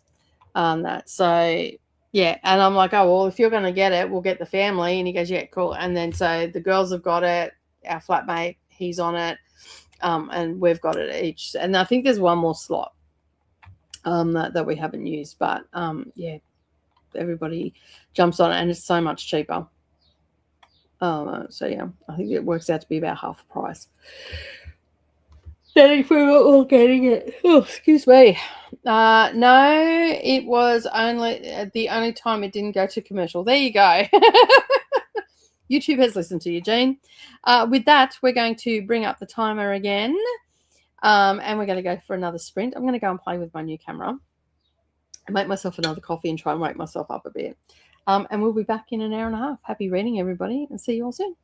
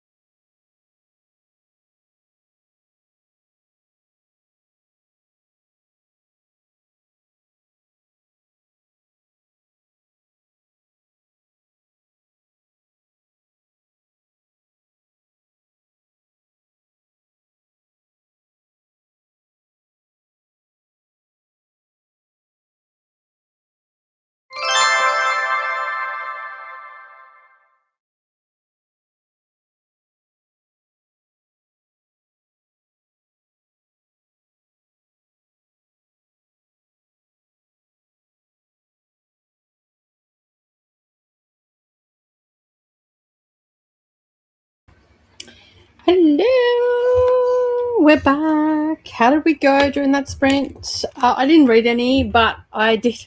I realized that I was running out of space on my phone. So yeah, I downloaded the app that was taking forever for the camera. So I downloaded that, and it's finally finished downloading. But I started cleaning out my phone because I have 250 gig on that, and I was at 42. So that would explain why my camera heated up yesterday. Because whenever the storage gets full, it starts to get hot and it doesn't record properly. Things shut down and all that sort of stuff. So I had 75 books on my phone that I thought that I had switched on Audible to take them off when you finish them. Anyway, I fixed that and I double checked that. So they're all gone now. So that was a ton of space freed up. So I went from, I think, 8 gig left to now 70%. So I'm about to go through my Kindle because sometimes I open the Kindles up on my phone and I forget that they download to the phone. So I'm going to go through my Kindle app next and take them all off because I don't need to download them to my phone. So I'm going to go through that and get rid of that. And yeah, so I did all that and I'm now just transferring a whole heap of files off my phone. So I'm doing a phone dump, what I call a phone dump. So I'm just doing that and putting that onto the hard drive, moving videos to where I need to move them so I can edit them and all that sort of stuff. And then I realized that I had not filmed my most anticipated for 2026. So I think that I'm going to do that on Friday and then I can get that edited and up on Saturday. And then that'll probably be, I've got one more long form video to go to edit and then I'll have that up and then it'll just be stuff as I can get it done basically. So yeah, so that's sort of where I'm at the moment, but I haven't read any more of my book. When we went to this sprint I was at 6%, so I have not moved from there. But once I've got all this stuff downloaded and transferred off my phone and I get rid of all the Kindle books that are on there, and then I'm going to go through my NetGalley one and get rid of the ones off the NetGalley shelf as well that I've downloaded that I no longer want. So, so I'm just doing a bit of a phone clean at the moment. It's better to do it now while I'm here and I've got the time to do it rather than try and do it while I'm traveling. So I'm charging up all my battery stuff. So headphones are on charge. My Kindle I have here that I'm using today, but I will charge that again on Monday. I have my battery packs. They're charged. Alfie has just gone under the house and is sitting right underneath me. It's wild, eh? They all just sit wherever I am in the house. So he's outside, so he's under the house, directly under where I sit. And the kittens are, one's was just at my feet, but she's gone behind the couch and the other one's over there. It's a bit hot. I think she's a bit hot today. She's watching the guy next door mow his lawn. And Voodoo is, I folded up all my clothes. I went through all my clothes, get all my winter stuff out, folded up all my clothes, got rid of some stuff that I didn't want, made a pile of stuff that I'm going to send to Mia. Like I've got some pajamas there that are cute enough for her. She's quite tall, so they'll fit her. Maybe with a belt or something, but anyway, the jumper will fit her, and there's a couple of flannel shirts that the girls had that they no longer want, so I'm going to send them down to Mia. And I just walked past, and so I've got all my black stuff sitting on the couch still, and I was just sorting through that a couple of nights ago. Was it Sunday night? And and I haven't put them away yet because I'm still considering getting rid of some of the stuff. And I just walked past, as I walked past, Voodoo's put a paw out and grabbed me on the way past. Couldn't even see her. She was curled up in a ball on the black stuff, and she's a black cat. So, I'll contribute to your YouTube, says Molly. I'm not too sure what that's about. Oh, and maybe, I don't know, the fund for, the premium. One of my commercials earlier was hilarious because it was a lady eating chips and talking about her pet caterpillar when she was a kid. Oh my God. So what some of you may not know, I don't actually choose what ads go onto my channel. It is purely by your viewing. So whatever ads you're getting, it's because that's what you're doing on the internet. I don't know how that ties into a caterpillar and eating chips, But yeah, the ads are targeted towards you, the viewer, not what I put on there. I actually have no control over whatsoever what goes on my channel. It's it's quite funny. So forgive me for not keeping up with the chat as much as I'd like. Puppy distractions are real. A 1-year-old and a 6-month-old. So much for just fostering. Yeah. But I always find it interesting to look back where the journey of reading and writing began. 2 puppies. You're a busy lady, Jenny, for sure. And kind of missed the chatty bit. Oh, wow. We're back again. So if hopefully you're here this time. That hydration and stretch, says Christina. Probably going to fall asleep in 30 minutes. That was an hour ago, so you're probably already gone. So good night, Betty. Thank you for being here and have a good sleep. Jenny says, yes, Jen, after my last so-called foster fail of 12 years passed away in August, I said I would only foster. And originally I said only cats for a while. Yeah. And you've got dogs. But about $1 million later and 37 Petco trips, I am the proud mum of 2 rescue puppies. They were both abandoned, and I love knowing that they know nothing except love and security and comfort. That's good.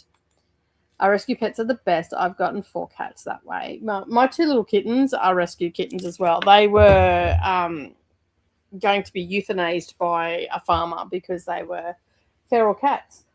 And they're so cute. Like, I mean, what's not to love about Houdini? She's just making herself so relaxed on top of my books, although they scared the shit out of themselves earlier.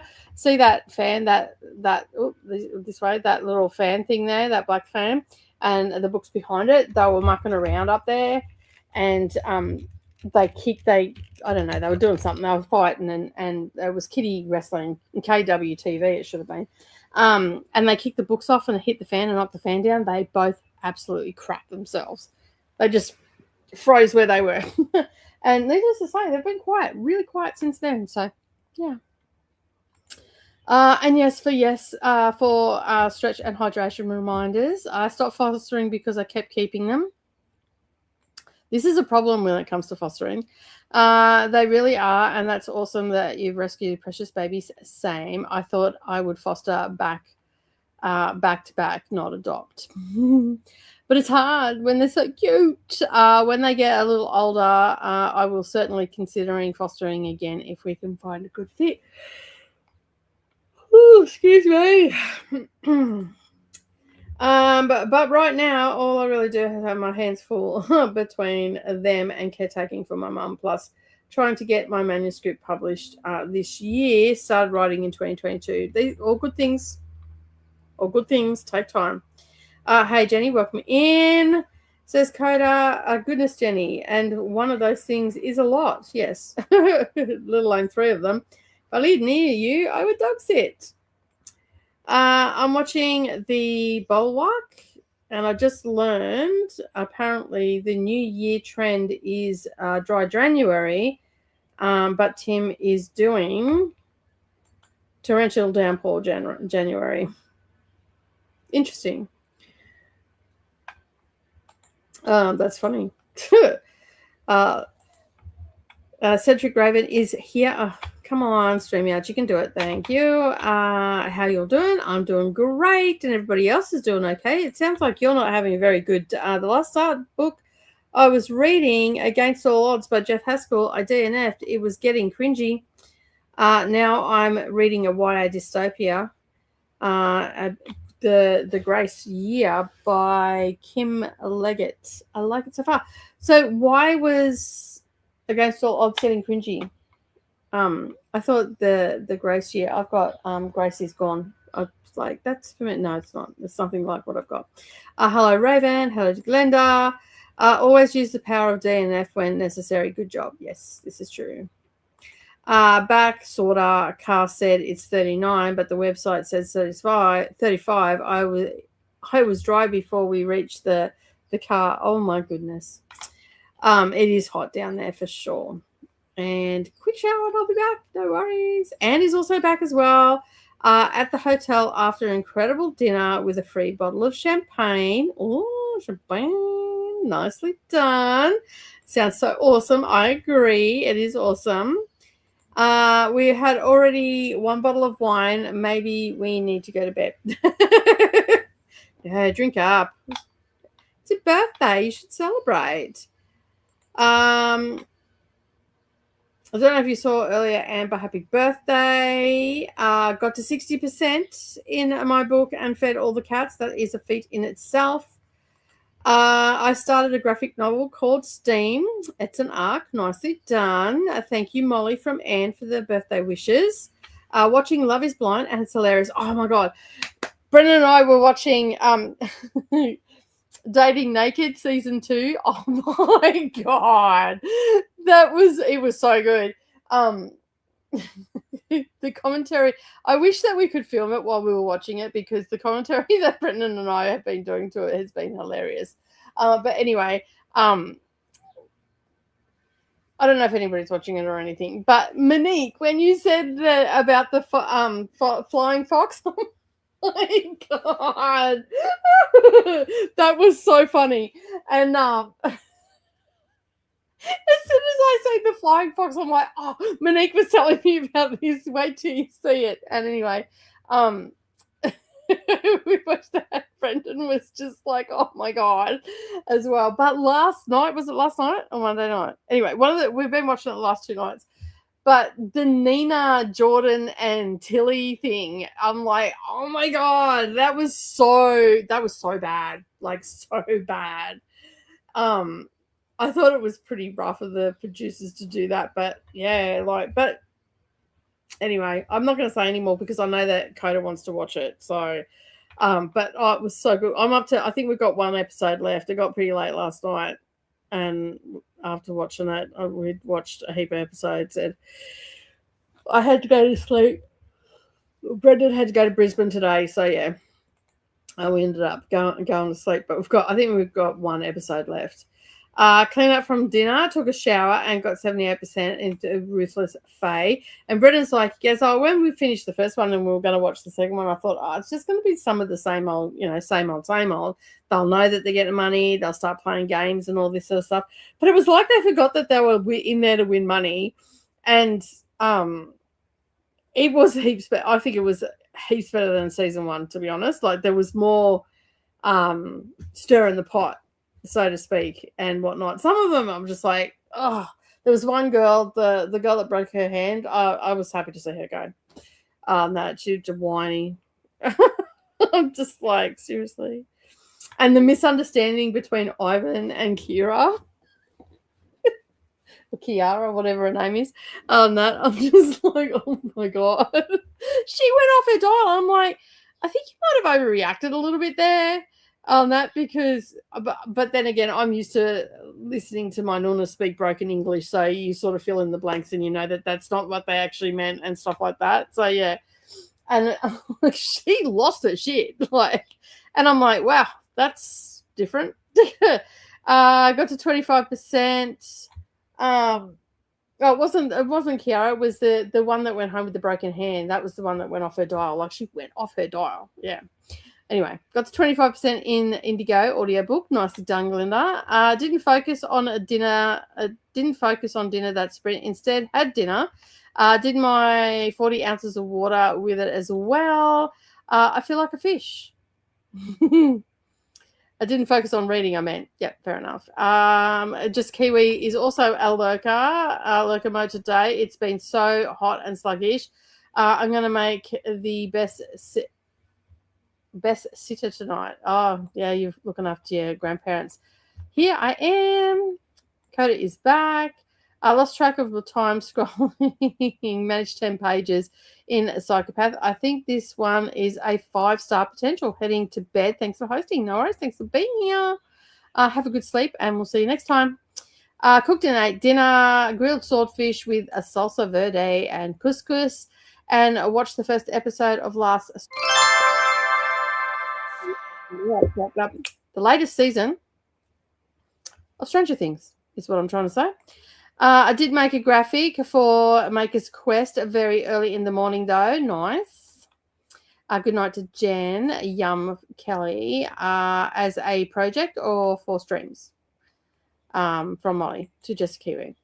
Hello, Just Kiwi from Glinda. Stream, you will see Molly. Good night, Jen. Have a good sleep and take care. All of the reminders are coming in. This is where you're going to need to be. Just go to, just do all the things when I have time. We got to 53% in my non-fiction ebook. Let me just refresh that. Right, before I get going. Cool. Season 2 isn't available here. Yeah, I know. I'll have to give you my login details, dude. That's so good. Oh my god, the Flying Fox was the best one, I know.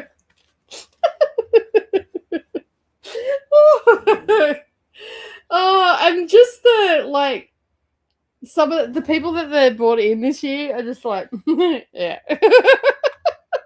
It was great. I hope they do a season 3. Christmas is now all back in the attic. The son is in bed, and I think I need to go lay down. Between head and back, I miss good reading. I miss a good reading sprint, but I got the productive. Yeah, you got productive. That's the main thing. Skylar and I started Naked Attraction since we can't watch Dating Naked. Let me know if you want to watch it, because I think we've got it until the 20th, so you'd have to watch it in the next couple of days on that. So yeah, because we only got 1 month. I found one of those episodes on YouTube, Coda. The problem with Against All Odds is the female character were flat but pretty. They were also too much. There was too much telling instead of showing. It had a lot of potential, but it felt half baked. Okay, that's fair. What were you watching? My internet is shit itself from here. Dating Naked UK. It's on Paramount. So fucking funny. And you think it's sort of weird because they're naked and all the rest of it, but it's amazing how quick you get desensitized to the fact that they're all naked. Full frontal naked.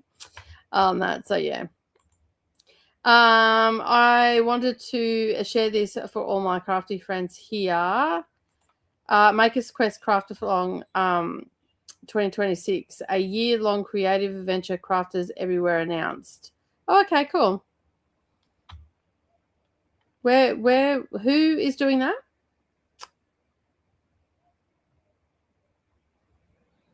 I'll have to go and have a look. It's hilarious. It's fucking hilarious.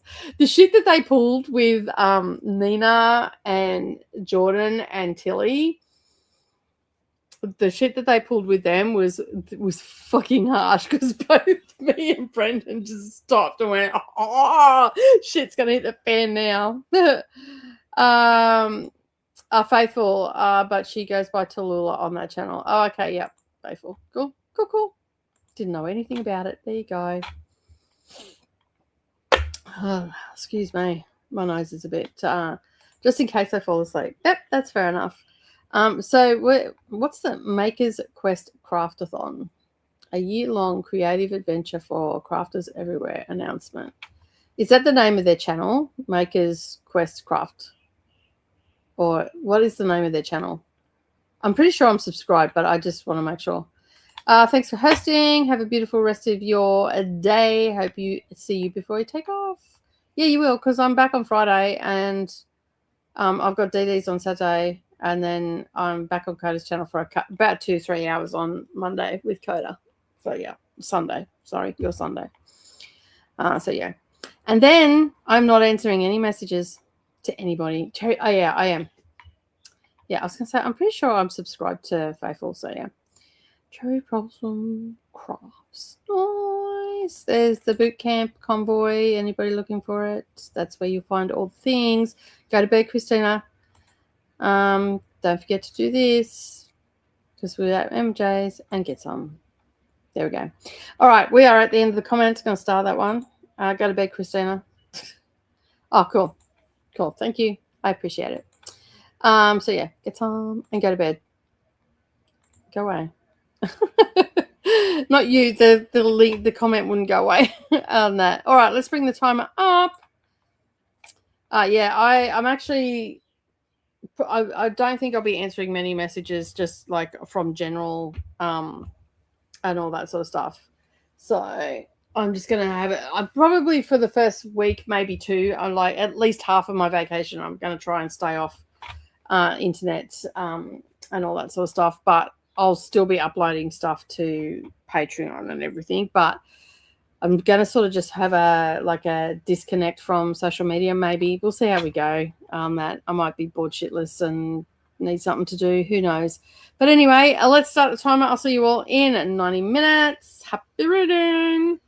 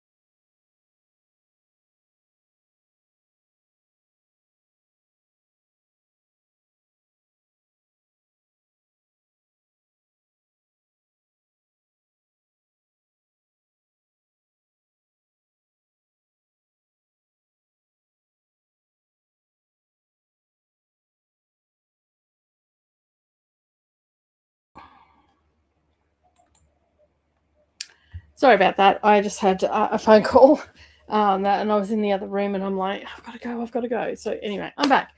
How did everybody go with that sprint? My computer also froze up, although I don't know whether I froze up or whether the kiddies were in here playing, possibly, because I was out of the room.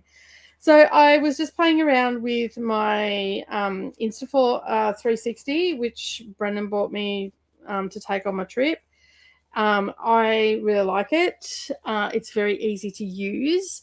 The 360 lens is a little bit tricky, and I won't be able to edit that on my computer because it films in 4K, and my 4K, this is not a 4K computer, so it doesn't have the capability of reading that. And then I tried to put it through Filmora, but it only brings up the domed lens.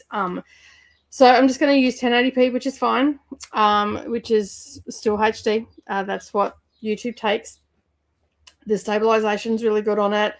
It also has the, like for the 360, the visible selfie stick and all that sort of stuff is part of it, and it pretty much goes away just with HP as well, as far as I can tell.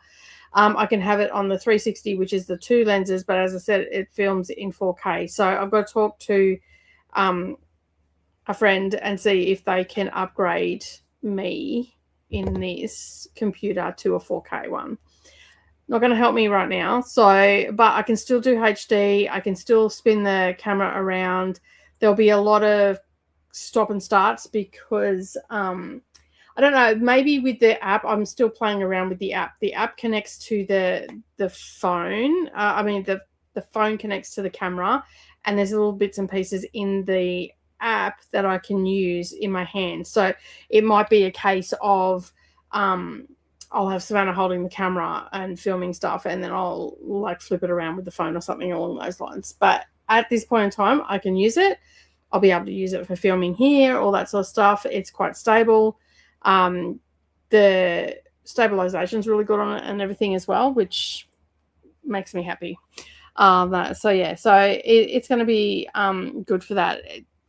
There's probably other cameras I could have got, like there's the DJI, which has the built-in gimbal as well.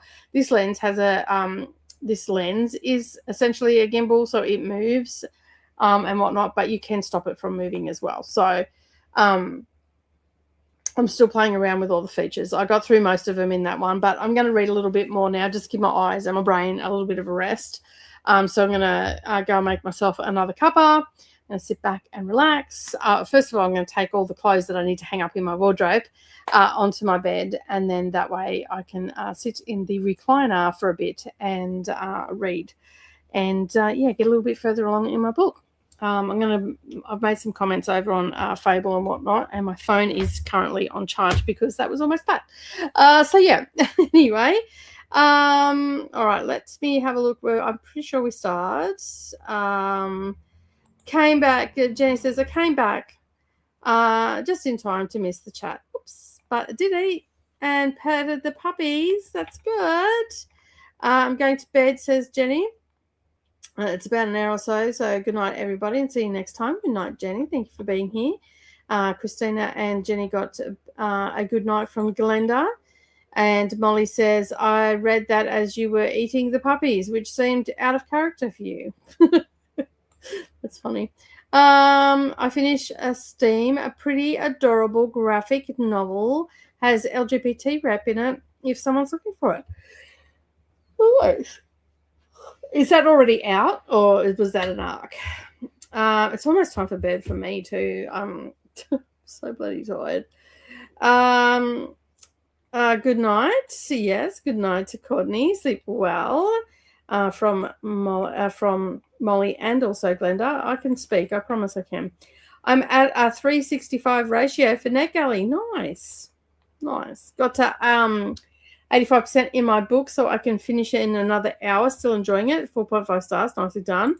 Freaking typos. 36%. That was. There you go. I thought you meant that you had 365 books you've reviewed. That's what I thought you meant. Oh, you and I should probably stay away from technology today, Molly. That's awesome, Jamie. from Molly. I just finished the Tin Can Society, which is a graphic novel arc. Nice. Yes, I did. I was on the phone. I do apologize. I got to 32% of Indigo, says Galenda. Sweet, says Molly. And Mel got 50 pages into a love song for Ricky Wilde. It's gotten better. There seems to be some time travel immortality elements at play, and I'm intrigued. Color me intrigued. Yay for finishing your book, Molly. Nicely done. Thanks, Mel. Says Molly. Awesome. I've actually finished a couple of books off my NetGalley. I'm still currently sitting at 57. I can't seem to just move a little bit further. Although I am part the way through another one, which is the Green Rider one, which is Falling into a Sea of Stars. So that will be another one that I'll be able to tick off. I don't know what else I've got. So let me just have a look at the last 3 that I've sent, because that tells me. So I've done 3 in January. The Hill on Dark Grove, Tomorrow Starts Today, and Repetition. So yeah, they're the 3 that I have done. Repetition comes out in March. Tomorrow Starts Today comes out tomorrow. And Hill in the Grove Dark also comes out tomorrow as well. So I'll post them on social media at some stage tomorrow. And then that way, I haven't done a video for either one of those yet. And I don't know that I am going to do videos. I think I'm just going to do community posts for those. Sort of going to mix it up a little bit, because reviews tend not to do well as videos, but they do better as a community post or Instagram Reels. So, but I will probably do a wrap up and talk a little bit about them in the wrap up and stuff like that, which I'm thinking I'm probably, because that'll be the 13th, I will probably talk about all the books that I've read during boot camp and do a wrap up at the airport. Because once I get on the plane, I'm going to be reading Calabasas, which means that's pretty much the end of my boot camp reading. Of course, this one I'm reading today is part of boot camp as well. And I'm just having a look. I deleted some photos earlier, and I'm like, why did you do that? You needed that. So let me just go to Canva for a second, because I do have it still there. I should have just opened it up. Oh dear. Oh, excuse me. I do apologize for that. It's a bit rude. That came out of nowhere. I have to work out what I'm having for dinner tonight, because I think I've got a frozen meal there. I might just have that and call it done. Oh, I do have some eggs, 2 eggs. I might leave them for breakfast though. I don't know. Anyway. Sorry, it's taking a bit long to open up. All right, so Pride and Prejudice is one that I've got to read, which I'm probably going to I may be reading this at the airport. If I can get it done between now and then, I will. I'm reading Dante's Inferno. I'm almost finished that. I have Book People, which is a short book. I've got The House at Sugar Beach, which I'm 6% into. Essentially, I've finished nothing for boot camp. So, yeah. So anyway, that's where I'm at. But I know that I've got today. I'm going to read the rest of today. So I'll probably get. I think I'm going to try and finish Dante. I'm going to look at the Bookbinder's Secret tomorrow, because that one is an audio book, so I can get that done and dusted tomorrow. I've got to do, which is also a arc that I need to read, and Book People is also a short book as well. So I figured if I read Bookbinder's Secret tomorrow, Book People on Friday, I'll definitely finish this one. I actually have to do some video footage for this one. I'll just throw my Kindle around, which is the Liberia one. So I want to do some video footage for that, but I'll do the intro and everything tomorrow. for that when I'm a little bit more refreshed. I'm having an early night tonight, and then I can get up and just get up and do what I got to do. So tomorrow I've got to film my most anticipated, which I'm just going to basically move my TBR card over here and talk about the books that are on there. It's going to be short and sweet. I'll do the opening for this one and all the things. So yeah, the life and times of a booktuber, right? Thanks, Mel. So got 10 to 10% of Call Me Anytime. I'm going to bed. Good night. Good night, Jean. Jean, when you get a chance, if you can send me through the list at any like even just what we've got so far, it doesn't matter whether it's finished or not, just so I can chuck some onto the wheel, because I want to spin the wheel and record before I go. So yeah. And yeah, so I want to just chuck some of those books that we've got on the list on there, so maybe I can, yeah. Sweet dreams, Jean from Molly. Good night, Jean from Galenda. Mel, I remember Ricky Wilde book being very much hyped. Yeah, it was everywhere for a long time. On that, I don't want to be a Green Rider. Coda does it better. It does it way better. I was busy feeling overwhelmed by all the challenges and readathons, so I wasn't getting much done. So I decided that I would spend my days focusing on arcs and slotting them in wherever. Yep, that is the best way to go. Like that's the thing. Like it's fun and games until you've done so many things, you're so overwhelmed by it and all the rest of it. I personally don't get very overwhelmed, but I can feel the pressure of it at times. So that's like, yeah, I just do whatever I can do whenever I can do it. Yes, I am a host, a co-host of Boot Camp, and I'm always happy to be a co-host. It's just that it like, and normally I would be doing the hardest level, but I chose to do the easiest level, which is just the books. And so I'm just focusing on those books. And yeah, and the reason this one is up because I'm using it for a nonfiction, and it's also the day of the book club as well. So yeah, I really need to write reviews. I'm up to 10 unwritten. Oh, hun, just need to start smashing them out as soon as you can, that before it gets too overwhelming for you on that. And you know, there's no one says that you have to write a full-on essay on that. So yeah, it's easier to keep reading than writing the reviews, but you can make it the shift. I have confidence in you after you actually go to bed. Exactly, Molly. Although I've been reading Kindle Unlimited instead of my ARCs. Yeah, that makes sense. Like I often put my ARCs to the wayside because, you know, they're an unknown in a sense. You know, you don't know if you're going to enjoy them, you know, where you can get stuff off Kindle Unlimited, you know that you're going to have a great time with. Speaking of Kindle Unlimited, don't forget we've got Vengeful Gods for Patreon on that. So there is a Patreon post over there. You can go and see that. We're doing a silent sprints this time. So yeah, but anyway. All right, let's get that one off the screen. Let's go to another sprint, shall we? I'm going to be reading, and I'm going to have a nice cup of tea. And I think that I'm going to have a look and see what I have in the fridge in the way of dinner, what I can actually make. I do have some avocado there, so I think I might have a little afternoon snack. Just keep reading what Paul is reading. Yeah, that's fair. Small sprint. Yeah, I in sprint. It's Wednesday, so I sprint till 7 o'clock tonight. I finish up. So there, yeah, and if I go a little bit over, it won't matter because there's no one after me. And then there's a bit of a gap, and then MJ starts up. So yeah, and that will be a little bit too late for me. I'll be well and truly in bed by then. So I'm going to try and get as much as I can get read done. I'm going to put the technology down for now. Basically, I have worked out the camera.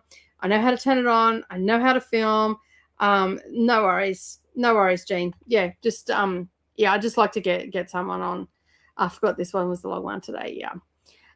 So yeah, so basically, I know how the camera works. I've got it turned on. It's recognizing the SD card. It didn't recognize the brand new one, and then I'm like, oh, duh, you got to format it. So I formatted it, and so that's done. So I freed up all of my all of the SD cards. I've formatted them all, so they're all ready to go for the 360.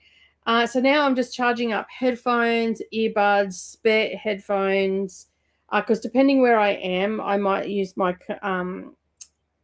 bone conducting one so I can still hear what's going on around me, and all that sort of stuff. And Savannah rang me and said all of the things in Paris are now all sorted, so that is all good. Train tickets are done. I think we're right. So now it's just basically I've just did last minute packing, which is just toiletries and stuff like that.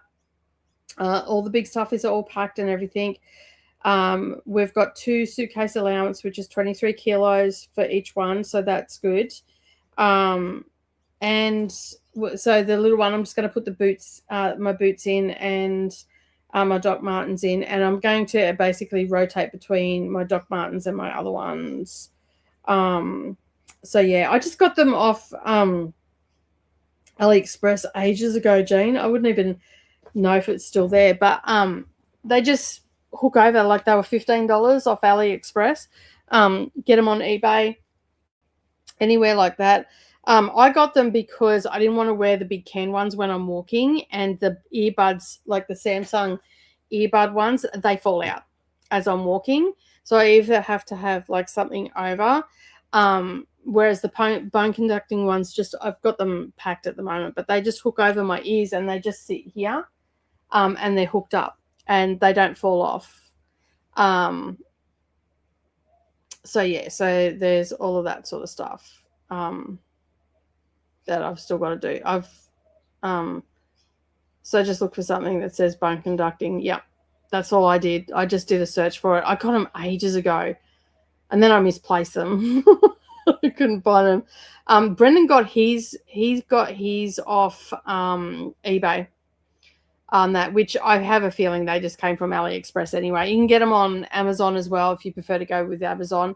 I just got a cheap pair because I just figured if I didn't like them, like you can get really expensive ones, but if you don't like the feel of them, then you're not going to use them. So that's why I went with a cheap pair. And I thought if I like them, then I can save up and get a more expensive pair, and they just sound like I've got headphones over my ears. They just sit here and you can hear them perfectly fine.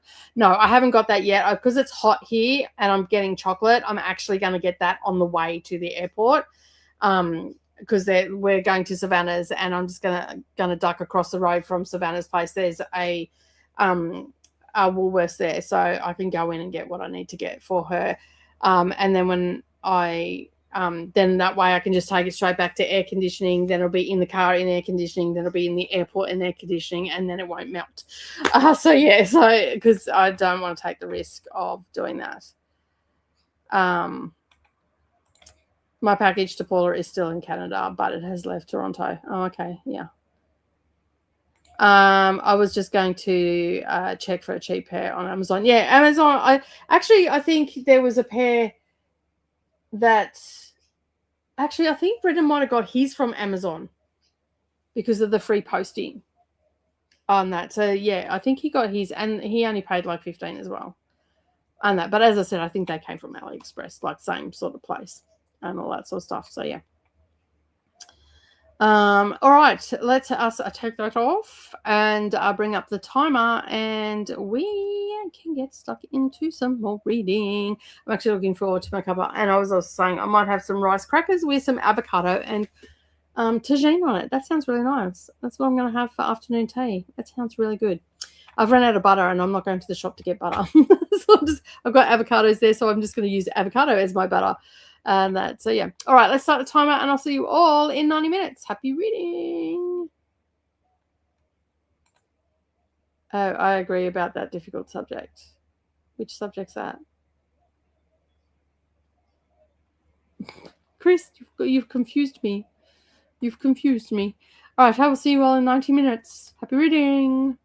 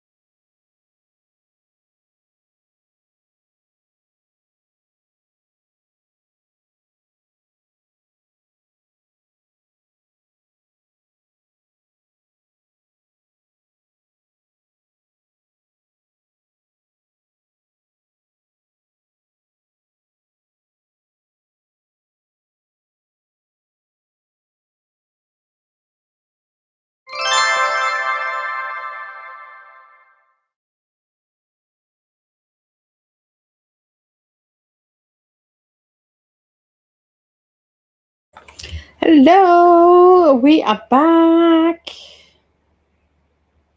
I have no idea what I was just having a look at where I'm up to. Let me just. I was actually reading it on my phone, so it doesn't actually give me the percentage on my phone for some reason. But anyway, I am up to.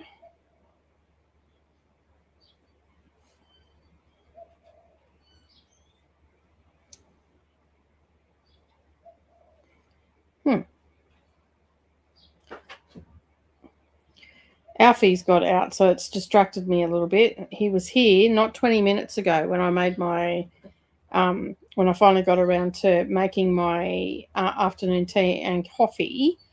And Lockie's come home and's like, "If you seen Alfie?" And I'm like, "Yeah, he was here about 20 minutes ago when I made my coffee." And yeah,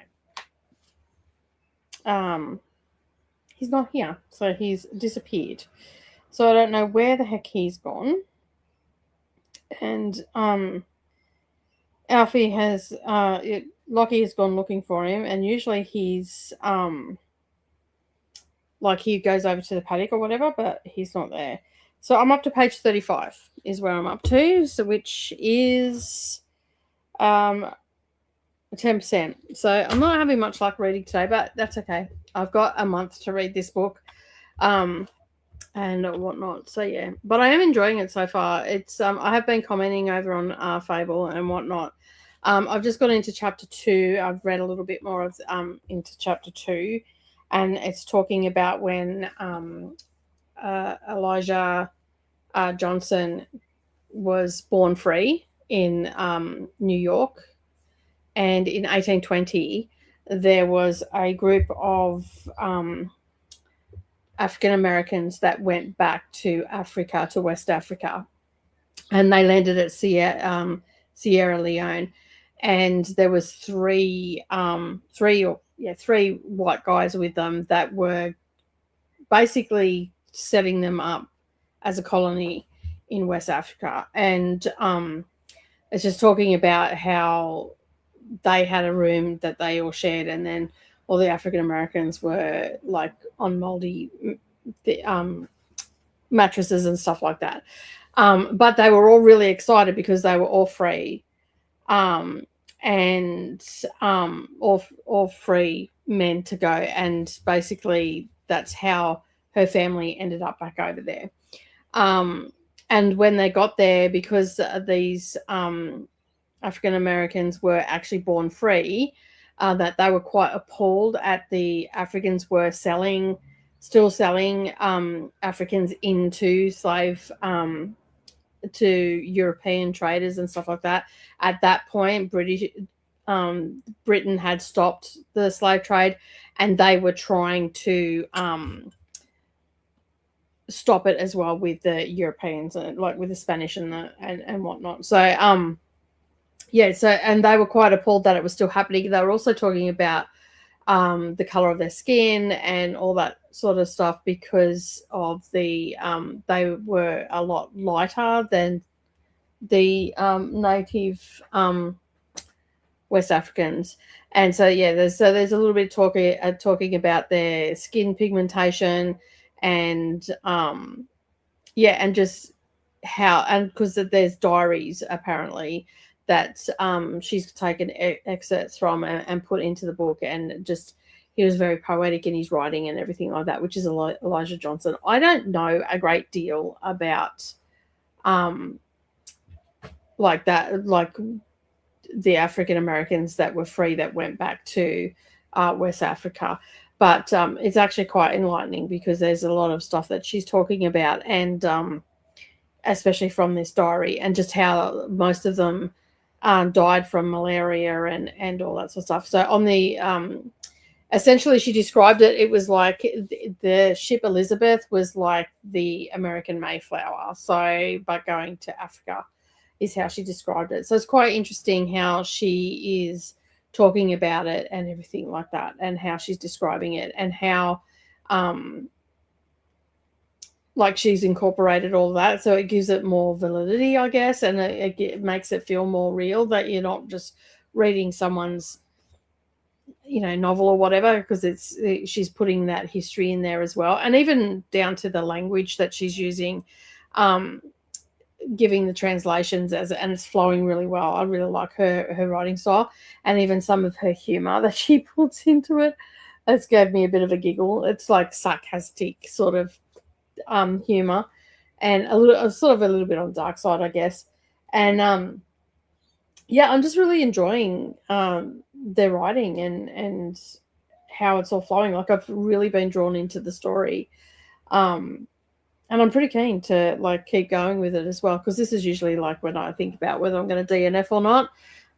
So yeah, I highly recommend it. And if you haven't seen it, all the information is down below for the Fable Book Club, which is Dusty's Global Spines. You can go and check that out, and maybe join us. I've been dropping my thoughts and everything. I just finished chapter 1 and done a little wrap up for it.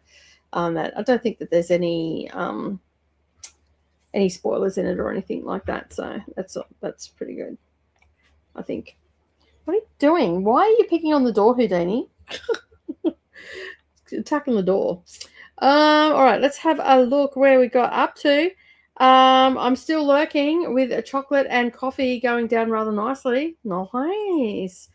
Finished my book, 4.7 stars, so I rounded up to 5 on Goodreads. Still not a resounding 5-star read this year, but it was still good.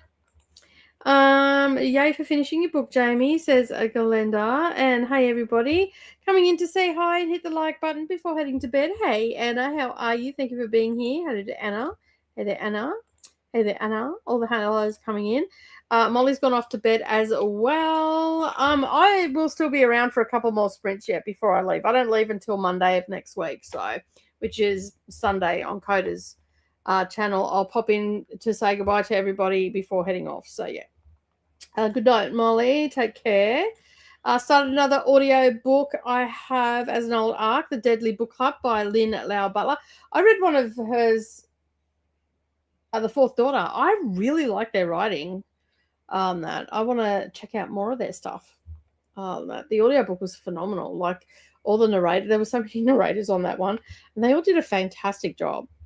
Oh, Neo. Oh, he likes Neo, does he?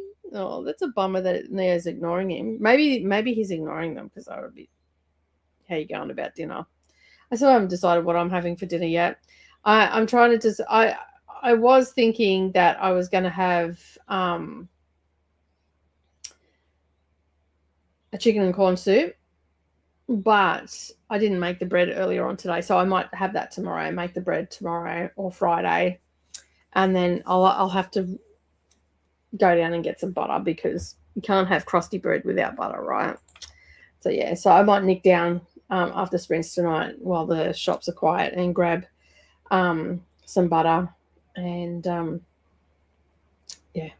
So, anyway, I've got to go up to the bank. I've got to go up to the bank tomorrow to get the travel card. So that's pretty much the last thing I have to do as far as travel-wise that I want to do here. But I'm pretty happy with everything that we've booked.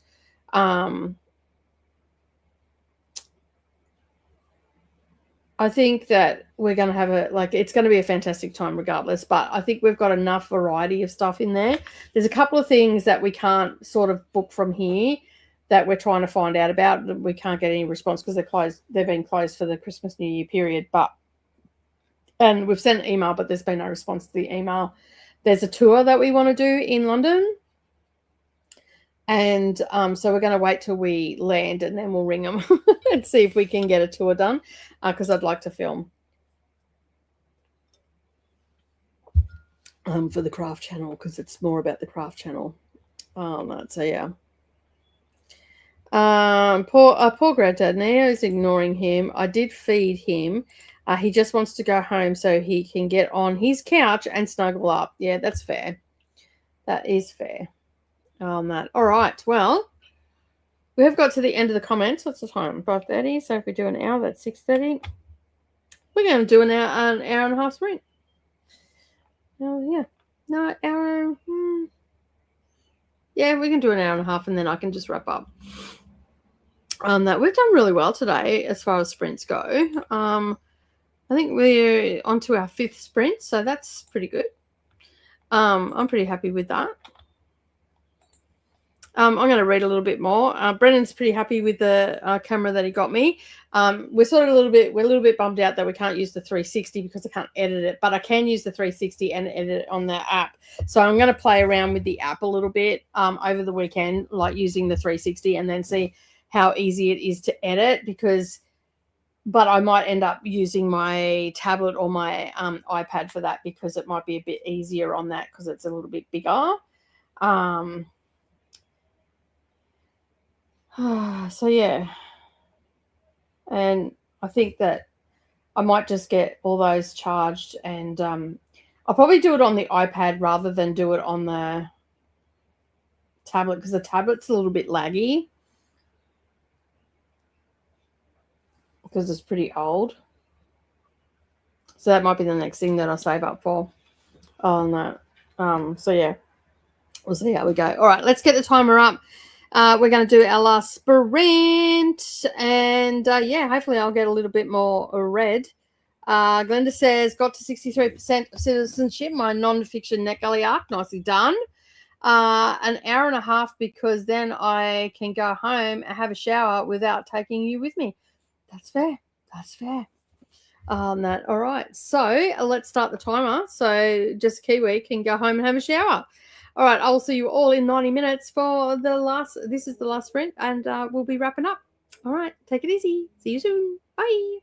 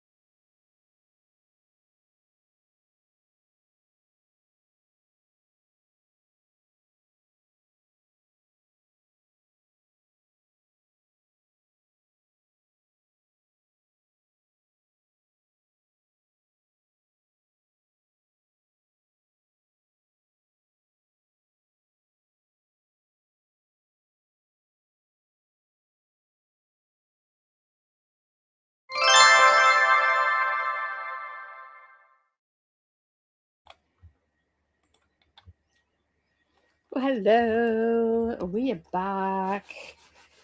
How did we go during that sprint? I got up to chapter 7, which is about 86 pages, I think it was. 84 pages, something like that. And Nerali was here trying to figure out where her dog is getting out. And we think we've solved the mystery. We have a line of trees on that side of our house. And there is a fence there that's a ColourBond fence, which is like a metal fence, but it's only 4 foot high. We thought it was higher, but because we've not seen that fence because of our trees on that side are quite thick, and we don't go onto that side of the house. And there's like a storage shed there and all that sort of stuff. So we don't tend to go on there. So apparently she called him and he can stick his head up. So he's staying in the kitchen tonight. She has a perimeter collar coming that will give him a little buzz if he goes outside the perimeter. And so hopefully that will slow him down. She's going to speak to her dad, my husband, tonight. He's just on the phone with Savannah at the moment, and see if because he's got some fence paneling, see if we can get a couple of fence panels and just put up on that side, because it's only temporary. It can come down after she moves into her house, but she now realizes that she's going to have a 6 foot fence. But to be fair, the dog's probably going to be here a lot longer than she thinks, because the simple fact is that she's got to do all this work to her yard before she can put a fence down. So if you wonder what I'm doing, I'm just cleaning my I was giving this a really good clean. It was up in the cupboard. It's for my hair straightener. That's the travel pouch for my hair straightener, and it was just up in my cupboard, and I thought, it looks a little bit dusty, so I'll just give it a bit of a clean. So I just got some nappy wipes and gave it a bit of a clean. Very fancy little bag that it came in. So my hair straightener will go in that, and then I can just chuck it in my suitcase, because I'm not going away with frizzy hair. So I want to have my hair straightener in there. So yeah. So I'm really enjoying this book. I'm learning quite a bit about the country, not in great depth, but just little bits and pieces, how her family came to have the status that they have, how she acknowledges that she had a privileged life, and we've just gone into the territory of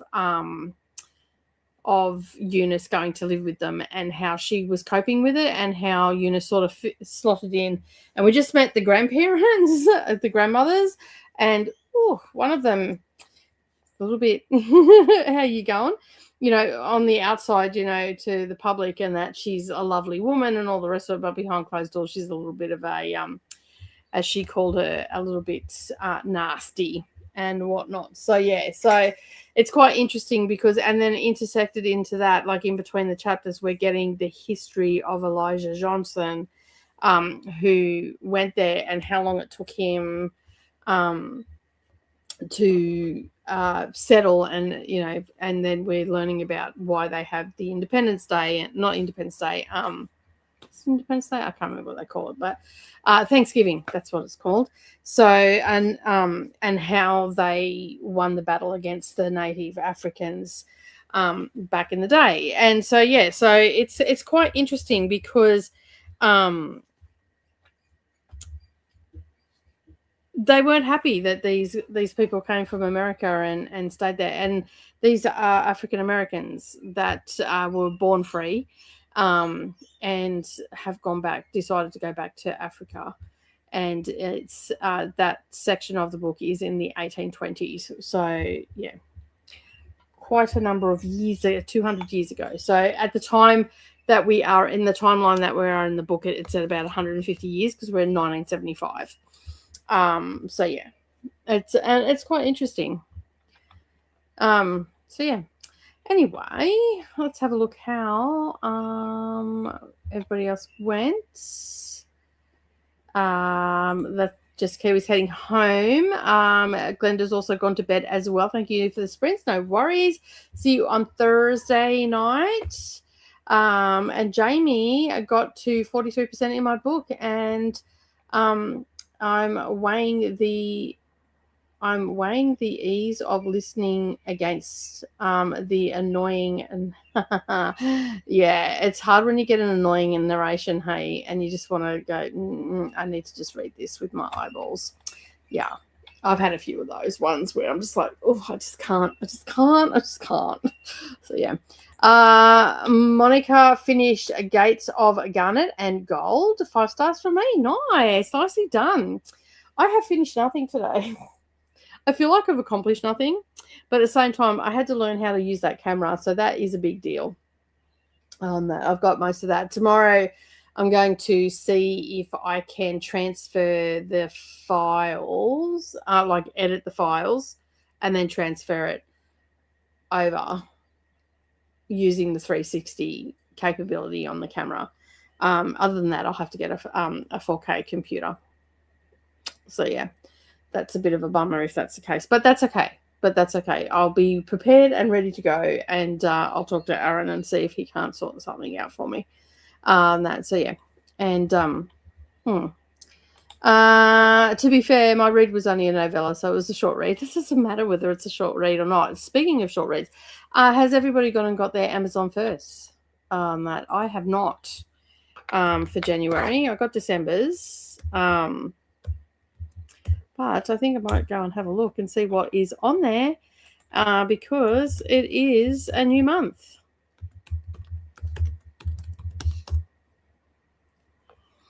So yeah, because I need more books on my Kindle, right?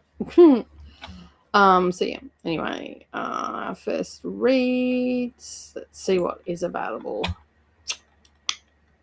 Early access to Editor's Pick we get this month. We choose 2 Kindle books free with Prime. So, there's a good little selection too, which most of these will be probably on NetGalley. So let me just move myself here. No, that's not where I wanted to go. Where did I want to go? Here, that's the one I wanted. Nope, that's not all there. There we go. We'll get there eventually. There we are. All right. So, oh, really? You don't get it? Wow, that's wild. Huh. That's a bummer. That's just rude. So yeah, so it looks like we've got some good ones. Got women's fiction, book club fiction, suspense, historical, thriller, fantasy, mystery, coming of age, psychological, and middle grade. Wow, I haven't seen a middle grade one on there. So these are the editor's picks, and we get 2, which is good. So I might have to peruse them. Just looking at the covers, I'm liking the look of this one. So what's this one about? Is it going to give me the little... No. Normally it gives you the little thing that comes up. Jane Green, set in the 1970s. So model Astrid Lane lives a quiet life as a caterer, far from the days of the rock star Callum Blake's famous wife. When a retrospective about the 1970s music scene sparks renewed interest in that era, Astrid's estranged daughter Zara reaches out about a podcast discussing her father's career and a long-buried tragedy that changed their family forever. That sounds good, actually. Stop doing that on my stool, you rat bag. After a mysterious break-in at Astrid's cottage, mother and daughter find themselves drawn into an unexpected collaboration through a collection of old recordings, share memories. They begin piecing together the story that's far bigger than their family's past. What they uncover will shake the foundations of the rock music history and the powerful people who shaped it. But amid the investigation, something unexpected blooms as Astrid and Zara work to unravel decades-old secrets. They find themselves building something they've both given up on, a chance to be mother and daughter again, and this time on their own terms. It's only 49 pages. So that seems like a lot to get in there in 49 pages. So I don't know about that one, but it sounds really good. but it's only short. So yeah, I like the look of that one. What else do I like the look of? The People's Library by Veronica Henry. I don't think I've read anything by them. Normally a little blurb comes up when you hover over it, but it's not doing that today. I don't know why. So this is from a critically acclaimed author, Veronica G. Henry. Comes a thought-provoking science fiction fantasy set in the near future Cleveland that follows a reluctant curator of a digital human consciousness who must uncover twisted secrets and navigate ethical quandaries and the dangers when anti-technology rebels attack a futuristic library. Interesting. That's 295 pages. Oh, and it's, yeah, I don't know. I'll think about that one, though. It has an audiobook, which is good.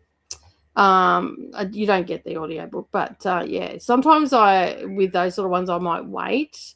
The historical fiction is normally my jam, so let's have a look at that. It looks like, 1930s.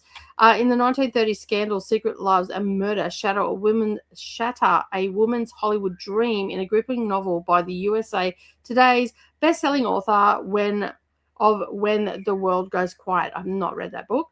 It's 1933, and though the country is struck by the Great Depression, movies are the ultimate escape, but Hollywood is skilled at selling lies, and nothing is as it seems.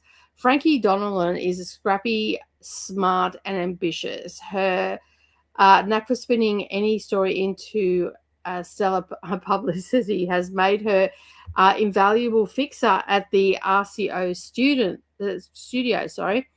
where she works under the tutelage on powerful Nico Marconi. Yeah, I don't know if I'd like that one. Shocking murder occurs, alliance fractured, tabloids go wild. Maybe. I don't know. It's not really hooking me in on that. Let's go with the psychological thriller, see what they've got to say. I do like The People's Library. I'm liking the sound of that. I like science fiction. Who thought, right? This one's by Wendy Walker. From USA Today and Competitive. Okay. Skater. Wendy Walker comes a chilling psychological thriller set in the cutthroat figure skating. Yeah, I'm not into sport. No.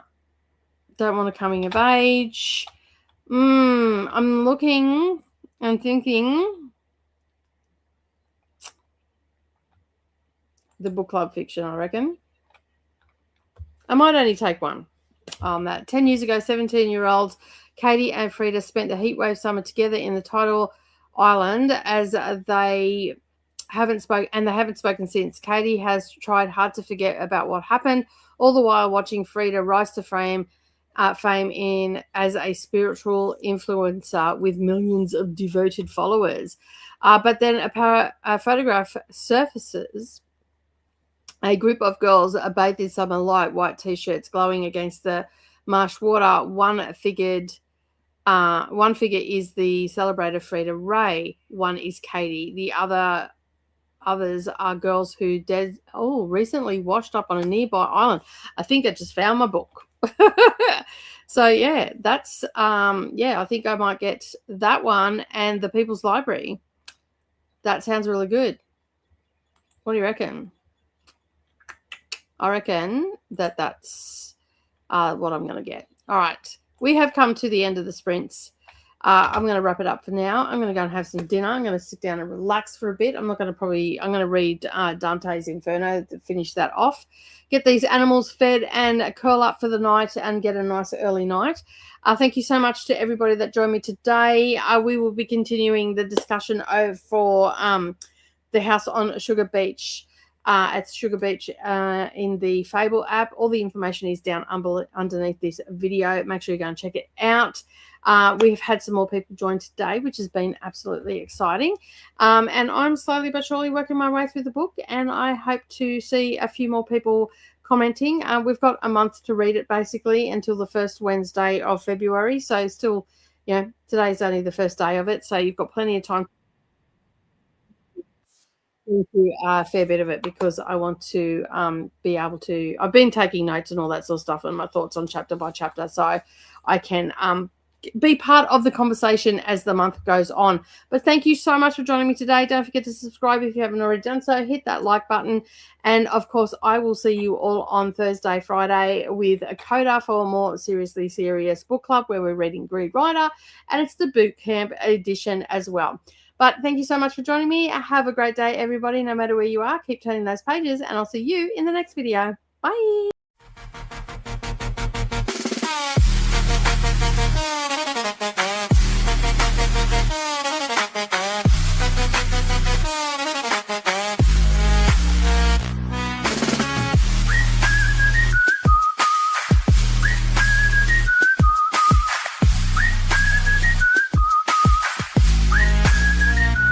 Boot camp.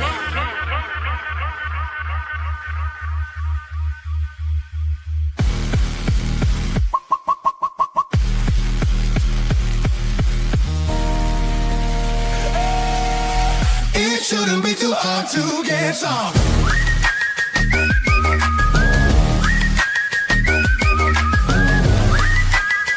It shouldn't be too hard to get some.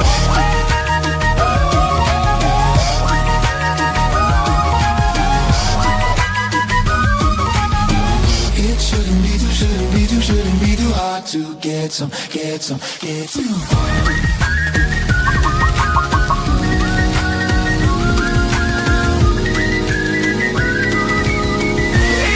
be too hard to get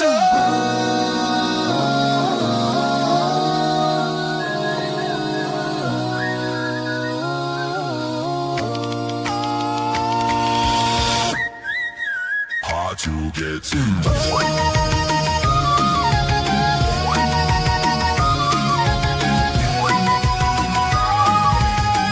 It shouldn't be too hard to get some. Who can't read a thon? Get some!